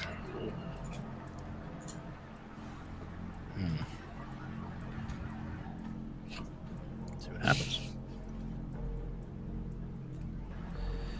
You can reroll. I'll 3 willpower dice. it. You never know. You never go know. Go on. Unless... 4. Damn. Can Scarlett use her coterie thing? Coterie merit. To give him a messy critical. Good thinking. But how, though? That's the thing. How is she gonna inspire you to do so? I have to inspire him. Oh, fuck. Okay. You don't need to, but you have to be there in order for him to use it. Yeah, well, I did go there. So I probably sure. see Toledo looking around, like, confused. I can't see anything, and I'm like, seriously? Toledo? I thought you were the Holy Father Toledo or whatever it is. Listen, there's the crazy red cloak guy in there, and I'm so done with being played around with. My only ticket to the Camarilla is beheaded, and I think he did it. So you Damn, better all right, I'll find him. Well, Jesus Christ. pull your let's bootstraps go. or whatever. Fucking hell. Alright. Inspirational, demanding. Okay, all right. So yeah, with 6 successes on that messy crit, you feel a little irritated with Scarlett telling you what to do, because it's usually the other way around. That compulsion kicks in. But with 6 successes, you see that silhouetted individual in his sort of spectral form, not spectral, obfuscated form, off to the side, leaving the vicinity. He's far off now by the woods in the heavily wooded areas. But you still see his silhouette. You see that red cloak being flapping around the wind, and his mask. Let's see, Scorpion Strike. Let's go, bitch. And I'm gonna blink towards him. So You're gonna blink? Okay. Yeah. Let's see that rouse check, please. And you get hungrier.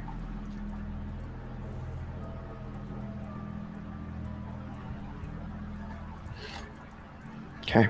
You've closed the distance now. Toledo. He's about maybe 10, 15 meters away. What do you do? I'm gonna swing. You want to do the kunai attack, the scorpions? No, Okay. I gotta lean in the sword on this one. Oh Gotta- my god. You Yeah, took go your big. movement. He's still a few meters ahead of you. So Oh, I see what you're saying. yeah. He's about 10 Oh, then meters yeah, away. yeah. If I can get a get over here off, we're going for it. Sure. Yeah. That's dex space, isn't it? Yep. Dex and athletics, please. Since Is it is it a ranged melee attack. or athletics? Athletics, because it is a thrown object or a thrown weapon. A melee weapon? All right, I'm a You can rouse. add. Do you have a specialty in knives? Yeah. Oh no, swords, Oh, blades. blades. You know, it's a small sword. It's a blade, You so can add a +1. You can add a +1 because of your specialty. You know your way around sharp objects. Doing that, rousing. There we go. Okay. Does not have a lot of dice for this, but we'll see how he does. Ooh, got his ass. Ooh, with one success, similar to how you did it. You hit Scarlett earlier. You graze him by the shoulder, and you can see that it did connect, but it does not bury itself within his skin. It just grazes him as the kunai simply just falls Can to I the ground. willpower that? See if I get a good stick in on him. Sure. Yeah. 3 successes. 3 willpower. 3 dice with the willpower. Yeah, I got 3 dice I could do. There we go, 2 more. Okay, yeah, with 5 successes, you feel it bury itself within his shoulder. He will take. He did do a little bit of evasive maneuvers. That's 3 plus 2, 6. He takes 3 superficial damage from this attack. Mostly wanted to stick so that I can then use some strength to reel him in. Okay. All right, and Fletcher and Scarlett, if you guys are planning to catch up on this, keep in mind you still have those bodies to take care of, and the Father Rabbi Michael. So Scarlett, you see this all happening. Are you planning to catch up? yeah, soaring leap. Yeah. What's your Just to potency? try. 2. 2 What's the rule? I think it's you can travel It's like like 5 times horizontally. Meters or something like that. Yeah. okay, 5 5 times your dot, so you travel 10 meters. 10 meters. But the dude is about 60 meters away from you, so it's still quite far. So you take your movement in that direction. Let's just say you almost catch up to Toledo, but you're not It's- able. You're still Yeah, and far. I'd start activating the arms of Armon as I jump. You can only activate one discipline per okay, turn. yeah. So Alright, yeah. That's gonna be my next So you take your whole action to perhaps just move in that direction. Okay, no problem. Fletcher? Got a gun, use it. If I can make it back to the car, there's a sniper rifle in the car. I might see if I can take aim and crack a shot from here. Okay, yeah, because you're coming out of the synagogue. Let's just say you are able to do this, and next turn you will be able to attack, no problem. Sounds good. As you ready everything up, and you have to set it up, but yeah, you're used to it. So, top of the turn.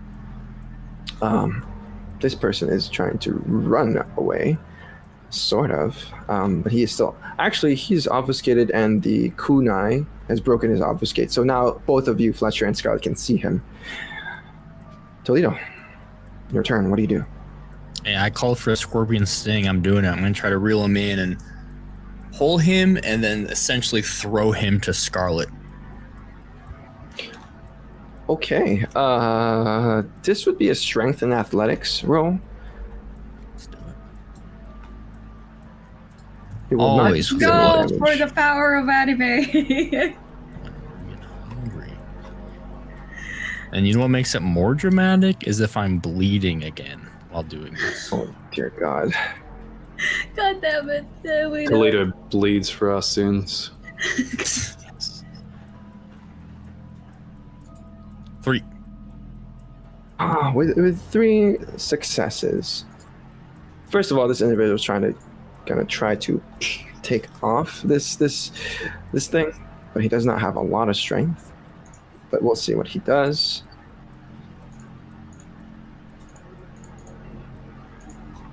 With 1 success, he's unable to. Well, he would willpower this for sure.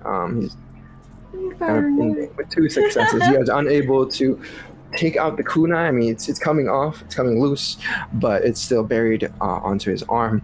And Toledo is just pulling him right now. With those 3 successes, you are not able to lift him off the ground, but you are able to start pulling him towards you. Really? Fletcher What if? and Scarlett. I think Scarlett's before me. I'll see what she Yeah, does Scarlett. before I Scarlett, fire. what do you do?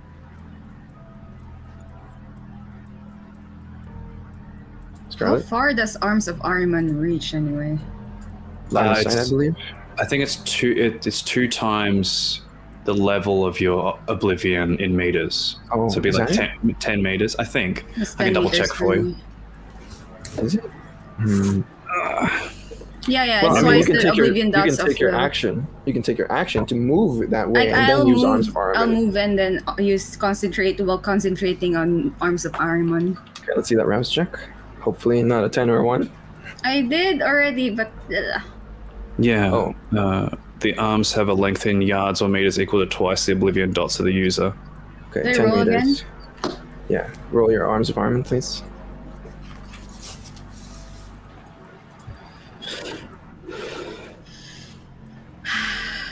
Oh God. Oh God, that's a 10, and you take another stain. 2 stains. Okay, Dear Lord. I'll just move. Okay, let's see that arms of Ahriman roll, please. I'll surge the blood. Success.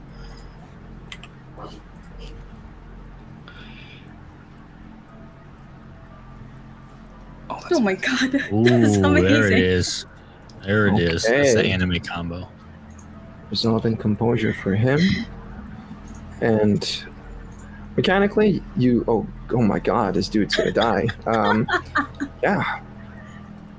Yeah, you don't do damage until the next turn, but you successfully now, the shadow is pulled around him, your fangs pop in this moment, Scarlett, as you can feel that you want to get this job done. You just want to be in control of the situation. And you definitely lift this dude off the ground as he struggles with the arms of Ahriman around him. Reeled him in. Yelled, "Get over here!" Okay. Push him into the arms. It is He's your up. turn. I'll finish this. Finish this combo. Take sight at him and take the shot. composure and firearms, please. And if you have a specialty, go ahead and add that. I'll rouse the blood to really put the hurt on. Oh god. Get hungrier. So, firearms, composure. That is.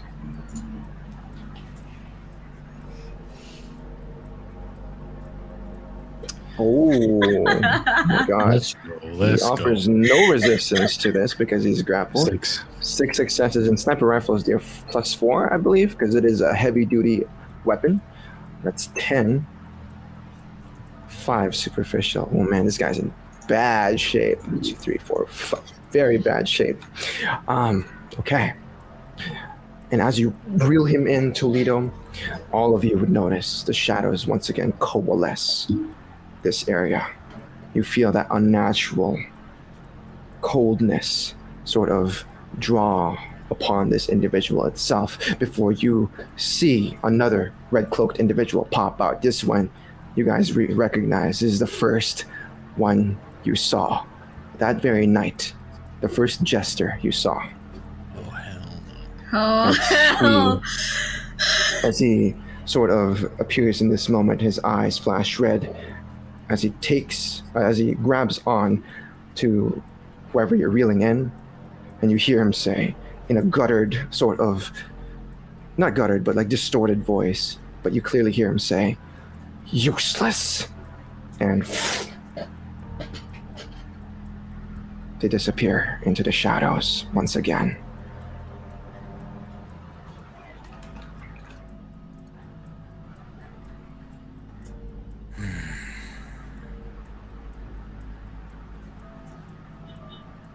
Yeah, just scanning around with sense unseen. Nothing. What you see before you is what you perhaps didn't notice earlier as the shadows coalesced. Is this individual's head, this body. Oh no, he took his body, but his head is left on the ground. It tumbles over as it begins to decompose in this moment. And you are left, in a few moments, you are left with nothing but a red cloak on the ground and a white mask. Look up to the others. Hey, fuck that, but that was so badass. Good job, team.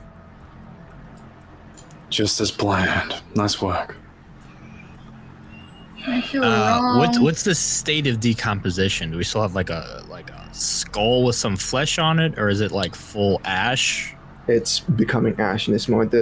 As you pick the mask's face up, you can tell that it's getting lighter and lighter by the moment. And as you remove the mask, you can see the skull itself is corroding into nothingness.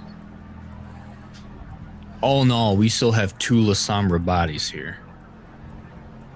We Let's can't grab move them it. if we can. I don't know if the prince is gonna. I don't think he will accept. It's worth a shot. That's all we got right Bodies. now. I suppose that's true. Any Tremere or Bandu Hakim can prove that these are Lasombra. It's worth a try. I have nothing other than. Yeah. We should get moving quickly as well. Yeah, I punched out your window. I'm sorry. I was in a mood. I'm gonna get the other body. I'm gonna run inside the church to grab the rabbi As long as it's and the not that. journal. As long as it's not that Nosferatu kid, it's fine. I'll get it fixed. Okay. But that leaves the coterie in question, with questions here. Why is there a decapitated body of the Lasombra rabbi? And who are these red-cloaked individuals that seem to be in all the wrong places at the right time? My question to the three of you is, what do you do now? You have a rabbi's body there, a decapitated one. There's two one of them's dead, and the other is in torpor. And then there's this decomposed skull of, you don't know if it's a Lasombra, but it's definitely kindred that had obfuscate. I say we collect them and turn them in. Let them sort them out. If they don't accept it, they don't accept it. If they do, mission accomplished. Okay. And who do you go through? You go through Damien, I assume? Damien's our best option. Okay. Who's going to call him? Who's going to talk to him? Obviously can't talk on the phone. It's my job. I'll call it in. I'll call him. The phone rings a few times before he picks up and he says, Fletcher? Damien. Had some trouble this evening. I'm going to be bringing in some... Remember when we had that tussle earlier when we were attacked with Malankov and Sierra? They attacked us again. We got one of them in torpor, the other one...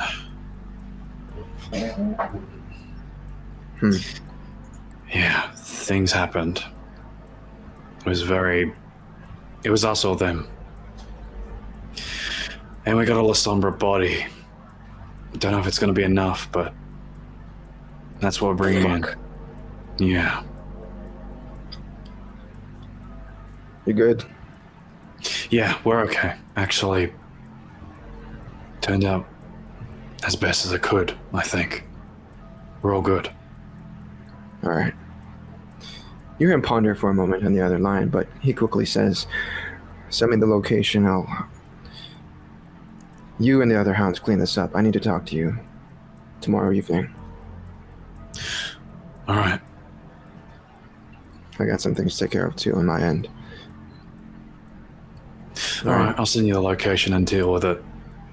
We'll pick up the bodies. You all stay out of the streets. Shall do. He hangs up the phone. All right, he's going to take care of the synagogue and such. We'll keep these for tonight and present them to him tomorrow. Sounds good. It's a little embarrassing. I'm already very hungry again. I need to take care of that. Yeah. Maybe we should go home and then if you need a feed, you can find something there. Yeah, that sounds good. All right. Jump in. Let's go. You all right, Scarlett? It feels wrong. What? The shadow. Wrong how? I don't know. Feel like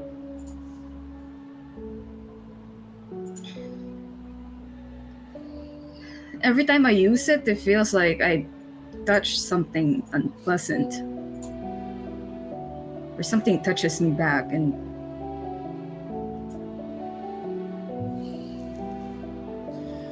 I mean, you are tapping into something, well, put it in plain terms, unholy. Darkness in every sense of the word. Yeah.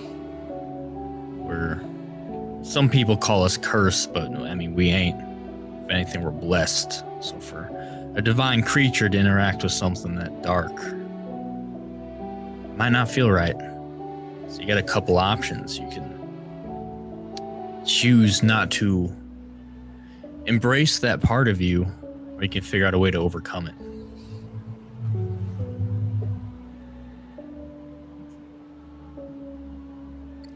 Though it seems, just sort of looking around, a lot of people who could do what you do, they let it get the best of them.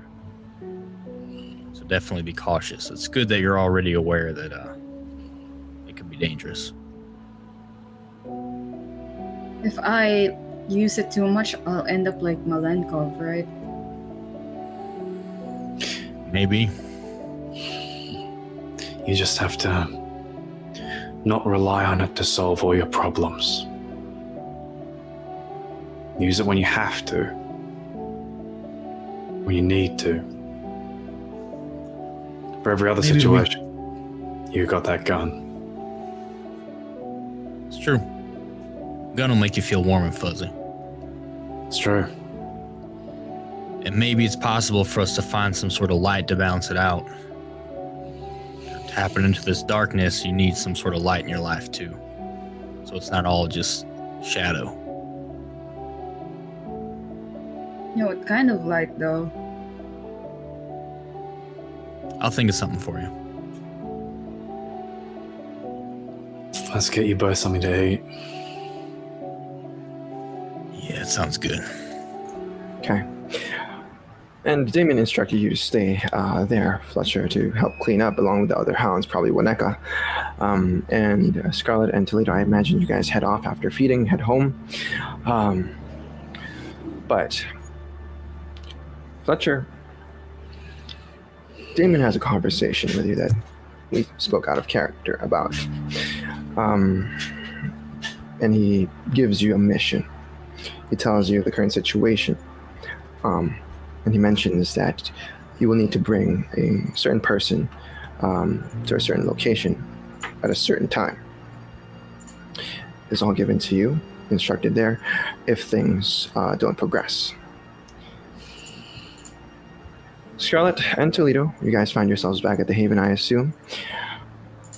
And my question to the both of you is, how do you handle the situation now that the Lasombra, the only lead you had, or the only entryway you had, was found dead?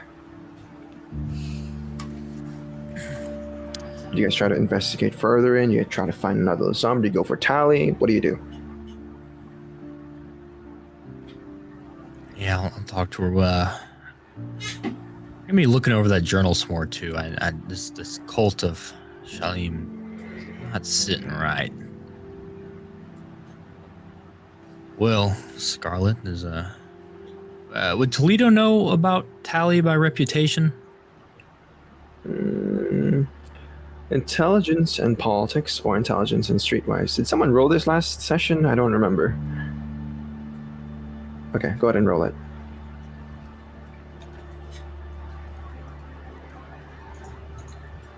Two. With 2 successes, you've definitely heard of him.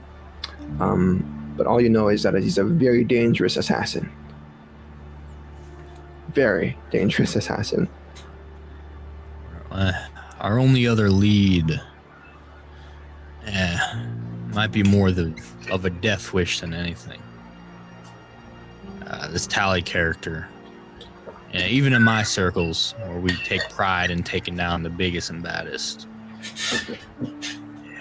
he might be a little too much for us to handle. That's not saying I won't go after him if that's all we got. But I think it might be wisest to sniff out some other leads if we can first.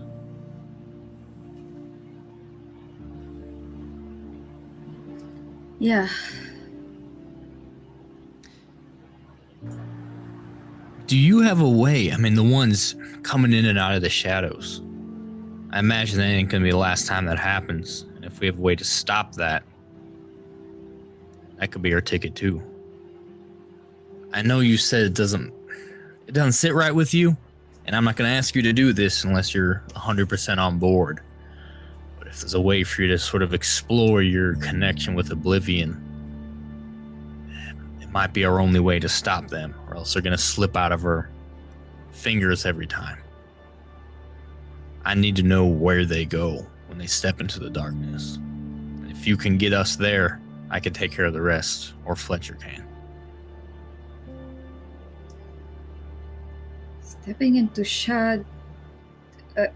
You want to step onto the. It just feels so wrong, Toledo. Yeah, I wouldn't ask this if this is serious. This is, it's your life on the line. If we don't manage to hold on tight to one of these, it ain't gonna be good for you. I want you in the Camarilla. I don't want you looking. I don't want you to hide anymore. I don't want you looking over your shoulder. I want you to be part of us officially. I want you to know that you're welcome, and I want the rest of them to accept you like I have.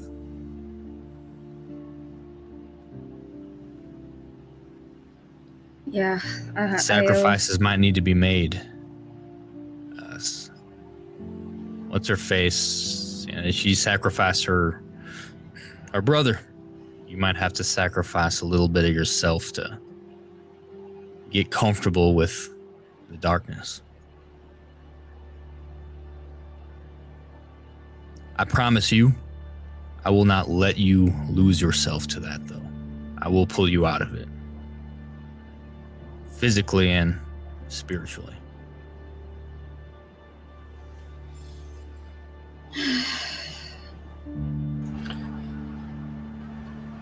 Okay.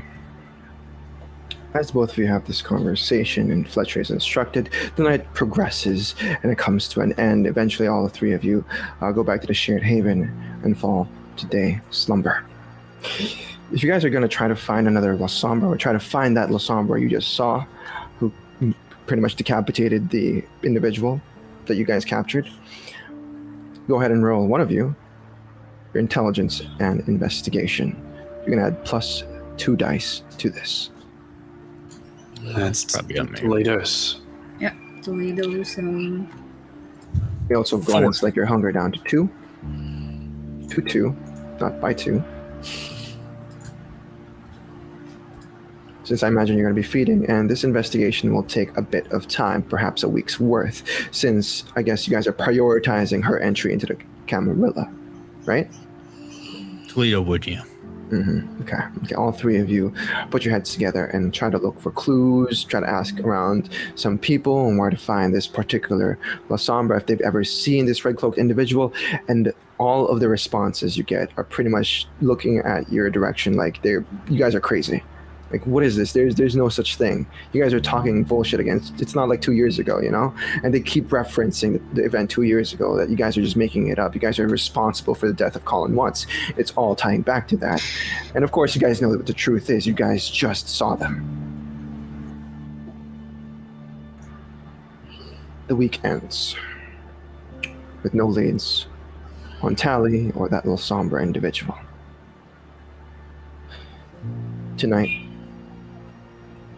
Toledo and Fletcher and Scarlett, you all have individual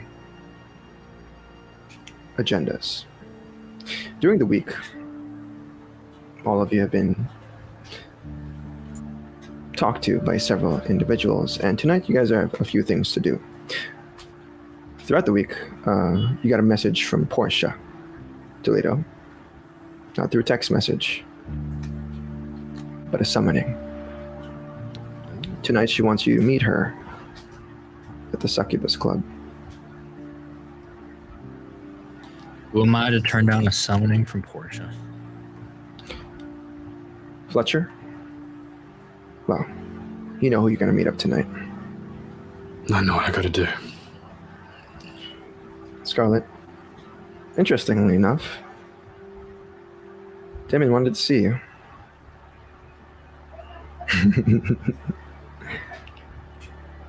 Oh my god. So, I imagine all of you part ways for tonight. All of you have your own agendas and such. But we'll fast forward a little bit as we're running a bit out of time.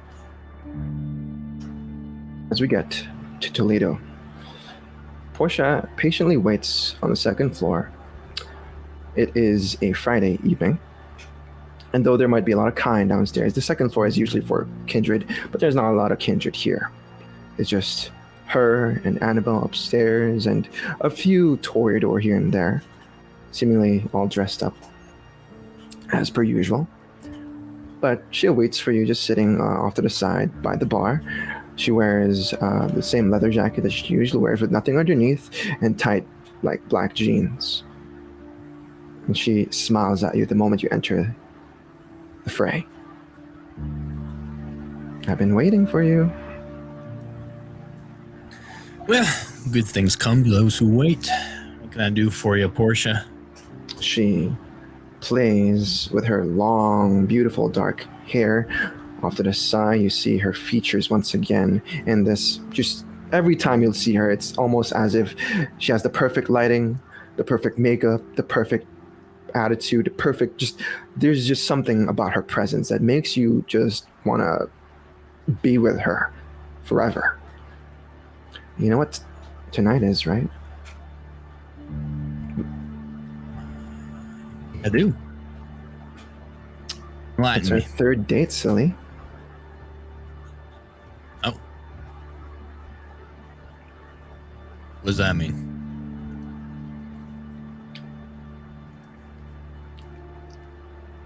Time to have your third dose.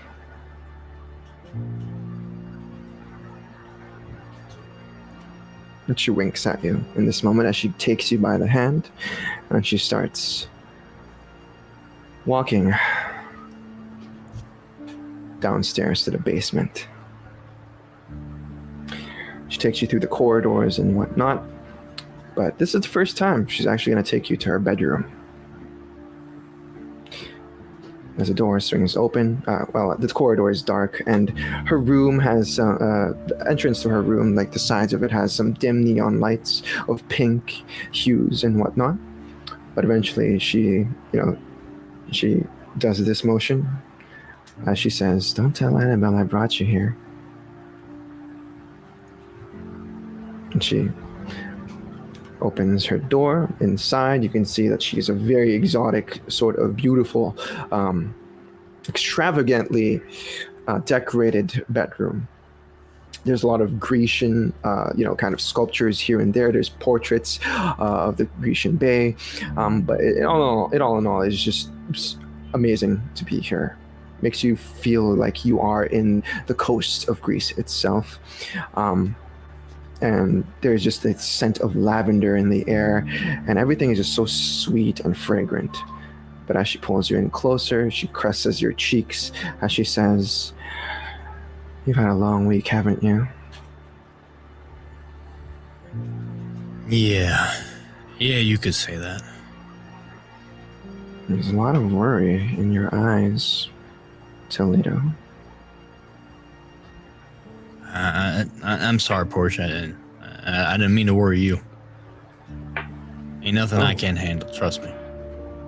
Oh, is that so? She says in a rather seductive tone. She begins to loosen up her jacket a little bit as she begins to loosen up your bolo tie. She takes off your cowboy hat and she throws it to the side as she says, "You sure there's nothing you can't handle?" Nobody touches the hat. Killer.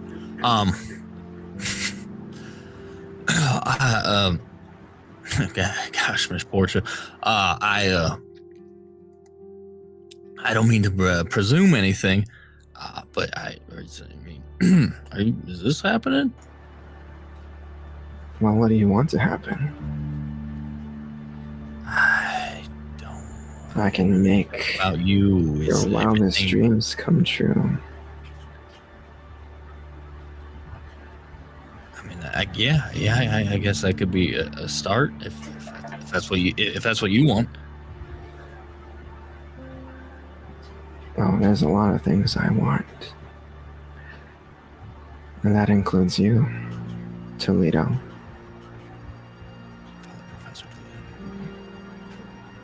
Okay. But first things first, as she pushes you down against her very, very soft memory foam bed, and she gets on top of this you. memory foam? Mm-hmm. She puts her legs around you in this moment as she looks you deep in the eyes, not breaking any eye contact as she reaches for her wrist with her mouth as she bites down. Have a taste. This time directly from me. eventually will nod and tell him twice to drink Kindred Vitae. He goes for it. Okay. And you start to feed upon Portia. A roused check's worth of blood. And once again, it overtakes you in this moment. It is so potent. It is something out of this world. It is nothing in comparison to other blood you've tasted. This is pure bliss once again, and you are lost in this sort of feeding with her on her blood, and you are completely captivated by her this time as the blood runs through your veins. And the third level of that blood bond takes hold. As you pull away, she looks at you deeply in the eyes once again as she smiles. Much better? Do I need to do my Bane thing at all? Oh yeah, sure. If you want to, I'll leave it It's up up to to you. you. I don't know how this is working. I know if I'm able to pull away, I will. But yeah, being bound to I her, didn't know if I'd be able to. it will. Your beast and your bond will fight against each other in this moment, leaving you the RP, freedom of RP to do whatever you wish. But it might not be a good idea to try and diablerize her. Yeah, if he's able to not, because he's bonded to her now, he will choose not to. But it's tough. That blood tastes good, and his clan, the blood from his clan really wants more, really wants all of it. And for a moment, he feels like he deserves all of it, but Portia deserves to be happy more. Mm-hmm. As she straddles you in this moment, you realize that she is now completely half naked. And she caresses your cheeks once again as she pulls away and licks the wrist, the holes close, as she says, "Oh, my own, very own cowboy. We're gonna have a lot of fun starting tonight." As she starts undressing you, and she starts pretty much kissing the side of your cheeks and down your neck, as you feel the kiss take hold on you this time. She bites into you with a lingering kiss.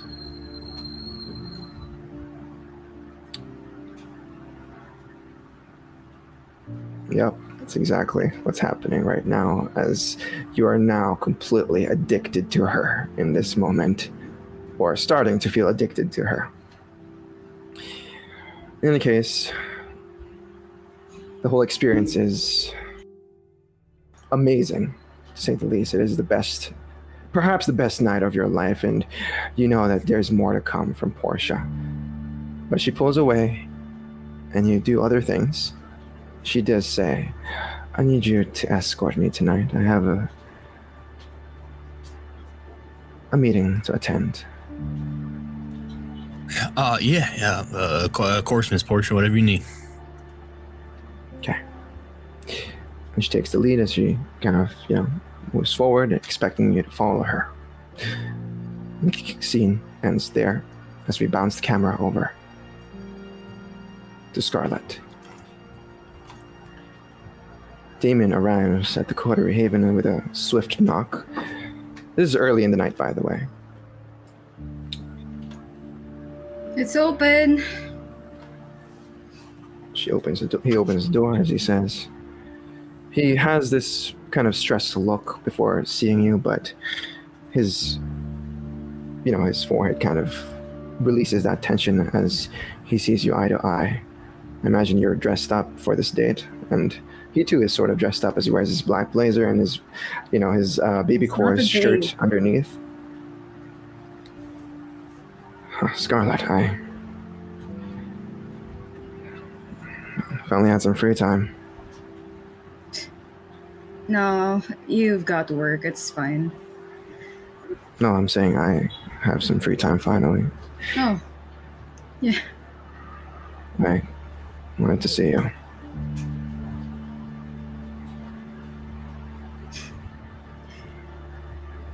Well, I'm glad you did. So, what do you want to do tonight?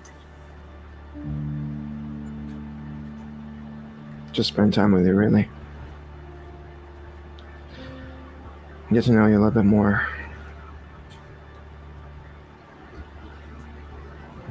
He shuts the door, and he looks at you expectantly, as if asking you to decide if you want to go out tonight or just stay indoors. You have the haven to yourself. There's a flat screen TV attached to the digital fireplace.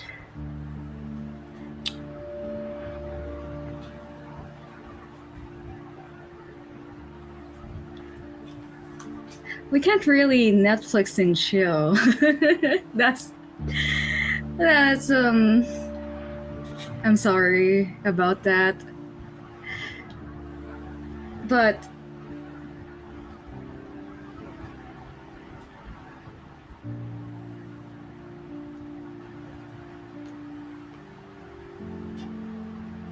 I just lean in and kiss him. It's just pulling do him it? down. Okay. All right. So, is your intention just to kiss him, or try to just fully go all the way seduce him? Just kiss him and see how he reacts, I guess. Shyly pulls away as he says, or as your lips touch his, your cold lips, you feel that spark there. There is something there, and Damien doesn't have much experience with women, as he is very young in some regard, a little bit younger than you, but you guys are the same age. In any case, you know him to be not, very acquainted with women, so he feels a bit sheepish in this moment. But he says, "Oh, whoa! I did not see that coming."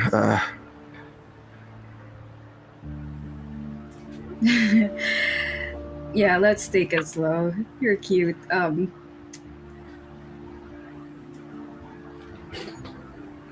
You wanna go out? Just for fun? Not for actual patrolling like you usually do? Yeah. I'd like that. I'd like to get to know you. Yeah. Where do you want to go? Well, actually, I have a few places in mind. I'll take you to an ice cream shop, but this ice cream shop I used to go to back in the day, but can't really do that now, can we? No. So what is the kindred equivalent of an ice cream shop? I don't really know, but why don't we start with a walk in the park? Yeah, let's go.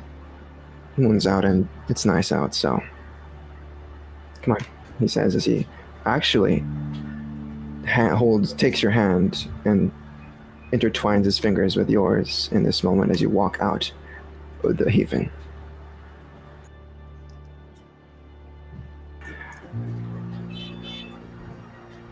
He drives around for a little bit in his black sedan. Very bit gentleman about him, with him just doing his own thing. And he takes you to a particular park he likes that oversees Lake Michigan. It's in downtown still, and there's like a pier nearby, but he takes you to the park there, and you guys pretty much just stroll and talk amongst yourselves. He tries to get to know you, actually, and he asks you questions like, what's your favorite food? What was your favorite food? Or what's your favorite color? Things that kind of remind you that there is still humanity left in both him and yourself.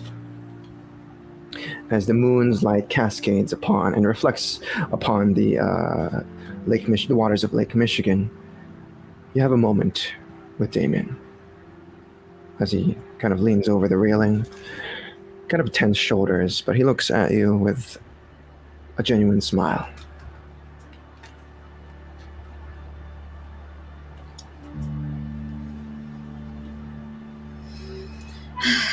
Well, a lot of things have happened.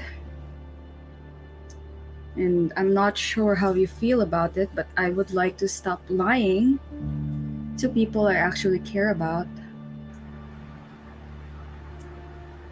He nods his head, waiting.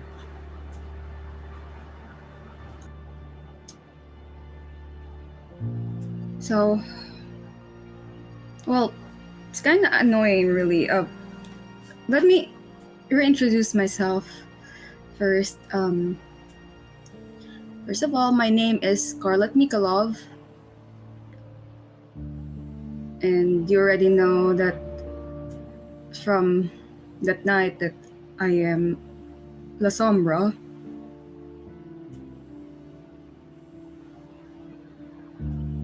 And I don't know how you feel about things, but Damien, I'm gonna be really, really honest with you. I take his hands and say, like, I really, really do like you. And I hope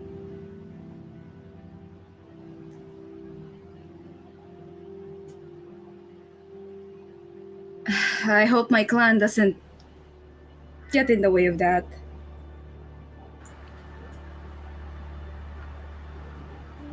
You feel him tense up in this moment, but his shoulders drop. I see. Well, I'm glad you told me the truth finally, at least from your mouth.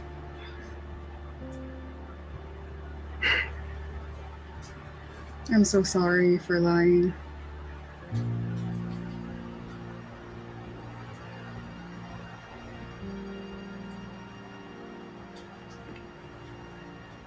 He looks down on the water, taking this moment to perhaps take everything in, finally hearing the truth from you. He looks at you once again.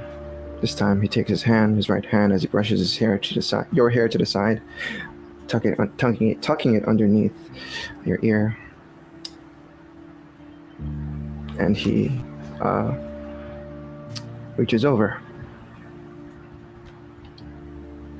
and places his lips against yours.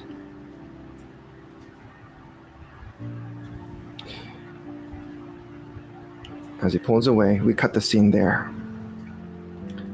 to Fletcher.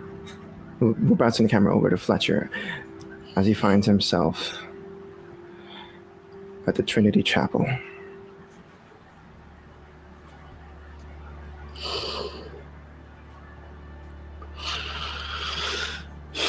I know what I gotta do. Came equipped with everything I need for this. But hopefully this goes easier. I'll step out of the car and make my way inside. You walk inside. You notice that this place is rather empty. You've been here before. Minister Thomas doesn't seem to be here at the moment, nor is Sister Isidora. But you find Celia on one of the church pews reading the Bible, rosary in hand. Walk up behind her so she can hear me, like clumping the big boots through, so I don't scare her. Hey, Celia. How you doing?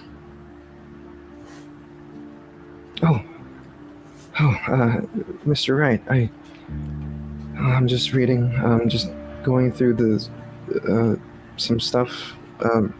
Mr. Toledo has asked me to do so, as well as Sister Isidora.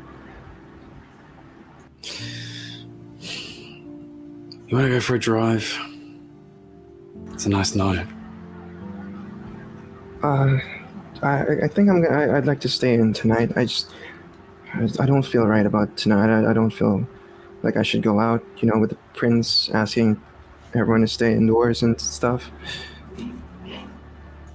It'll be pretty safe with me. You know that, right? Okay, but Father Toledo asked me to stay in here too. Do you trust me, Celia? She looks at you as her hair kind of falls down to the side. She tries to incite you in this moment, but she shakes her head as she says, of course, I trust you.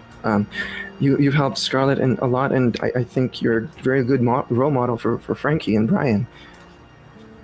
Okay. Thank you. I'm going to pull out my stake and stake her.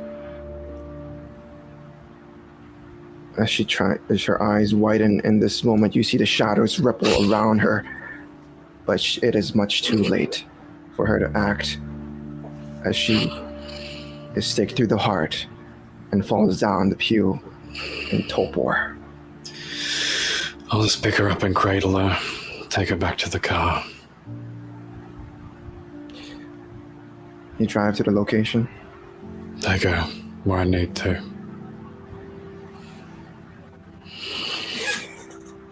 As you drive away from the Trinity Chapel, making very quick work of Celia, the scene cuts back to Scarlett as Damien pulls away, and he whispers in your ear, "But I'm sorry too." As you, Scarlett, feel a stake right through your heart, and you feel that paralysis takes place as you are now in torpor. Bouncing the camera over to Toledo. Portia has instructed you to drive to a particular meeting place. A stadium of some sort. It is an empty stadium. It hasn't been used in a while. It's not very popular, but it's located northwest of downtown, just bordering the west side of Chicago. As she exits the door, she smiles at you. She waits for you to get out. She takes your hand. Oh, you were in a motorbike, right? So you were just, you strolled through downtown on the way there. And in this large stadium, it's dark. It's not very lit up. It's 2 stories high to get inside, but it's quite a large place. Not the biggest stadium in Chicago, but it's big enough to hold perhaps events and such. She takes you inside, smiling all the way. She pass through the darkness of the corridors here and there, but eventually you get up to the upper portions of this place, the upper seats. You take a seat. Oh, she takes a seat right next to you. And she smiles as she says, "Come on, sit." We'll sit. She holds your hand in this moment, in the darkness, as she says, "I've got us tickets for a very nice show tonight. I hope you're just as excited as I am."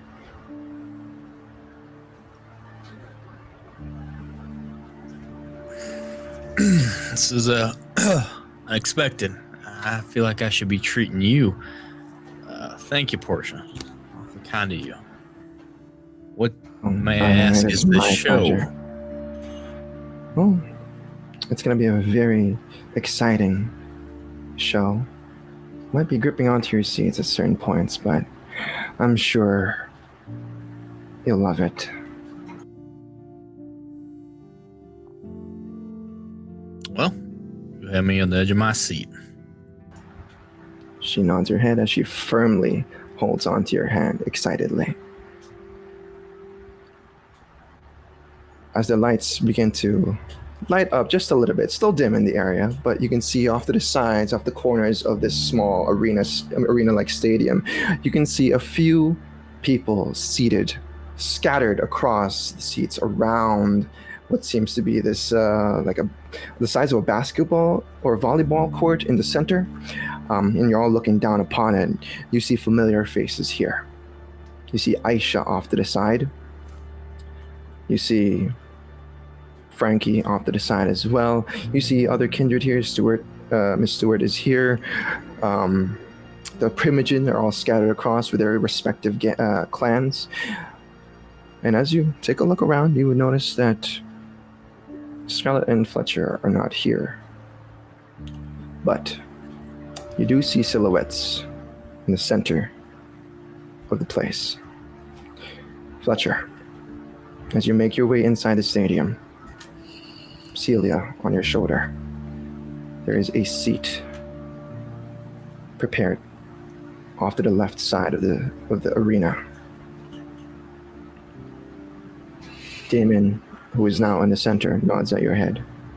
Oh, not Damon, excuse me, Waneka.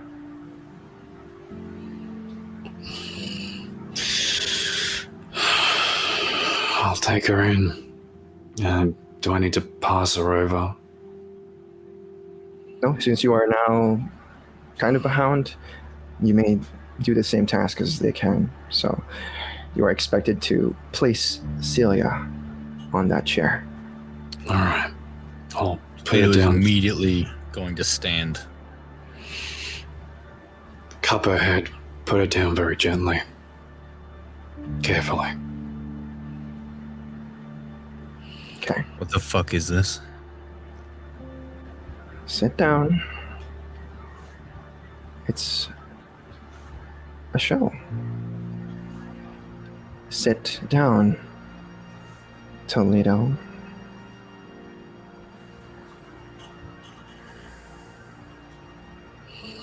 I make a check to resist this. Yeah, go ahead and roll your willpower at a -3. Current willpower. That's nothing. I won't be resisting it. I just give her a dark look for whatever effect she has over me, sort of passes over. Yeah.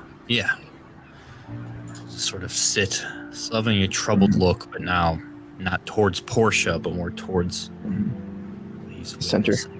Down there in the pits. Okay. Fletcher, Waneka nods at you. And as he stands there, you're gonna have to wait for the signal to unstake Celia. But he just nods at you as the camera drifts over to the other side of the arena, to the right corner, where a large kind of metal door slides to the right, and in the silhouettes emerge Damien, Scarlett, in his hand, in his arms, staked through the chest. Much like the other corner, there is a seat prepared for her, and he gently places her on that metal chair. Damon nods at you, Fletcher.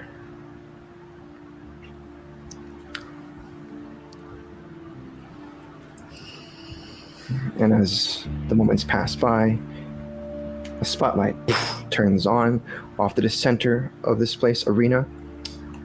On top of it, 2 levels above, you can see like the stage prepared, and you see none other than the prince himself standing there. "My fellow kindred," he says. "Tonight, we conclude the end of this Lasombra Bloodhunt. Tonight, we welcome anew the entire clan into our ranks. Tonight, we decide. Actually, we've already decided to let them in. So tonight, we will watch the last show for the Lasombra clan to join and formally be part of the Ivory Tower. For the past 2 years, we've had these neonates pretending to be something else, and quite frankly, it was no problem to me. But a business deal has been made, and this business does not exclude them from this blood hunt. So tonight, he snaps his fingers at Damien. Damien nods at you. Fletcher, give the signal as Damien takes out the stake from Scarlett. And you take out the stake from Celia. Damien gestures for you to leave, because he's about to leave as well through the gate door, the metal gates. Tonight, we'll solidify their position here in Chicago. Let's end this blood hunt with a show, ladies and gentlemen. And the lights kind of turn on in this moment. And to us, the audience, Celia and Scarlett are now revealed face to face. They're a few meters away from each other, maybe like 20 meters away from each other in this arena type setting. As the doors shut, the metal bars are raised, and the music for battle is played. And that is where we'll end the session for this evening.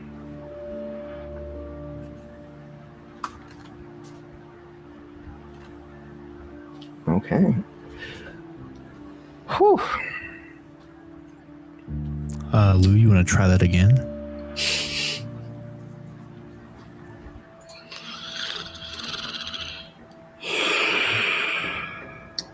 I'm sorry, guys. This is the flow of the story. But yeah, that was that was a lot to go through. But we'll find out what happens, what decisions are to be made next episode. So we're going to we'll go around the table, introduce ourselves to our audience. My name is Lou. I'm your storyteller for Call of the Abyss. You can find me at Crescent's VTM on Twitter, and Lou is Sleepy on Twitch. We'll move on to Toledo. Hi, I am Bully. If I ever say Lou on the street, I'm gonna knock him out. I also sometimes stream vampire things over at our channel Table Goth.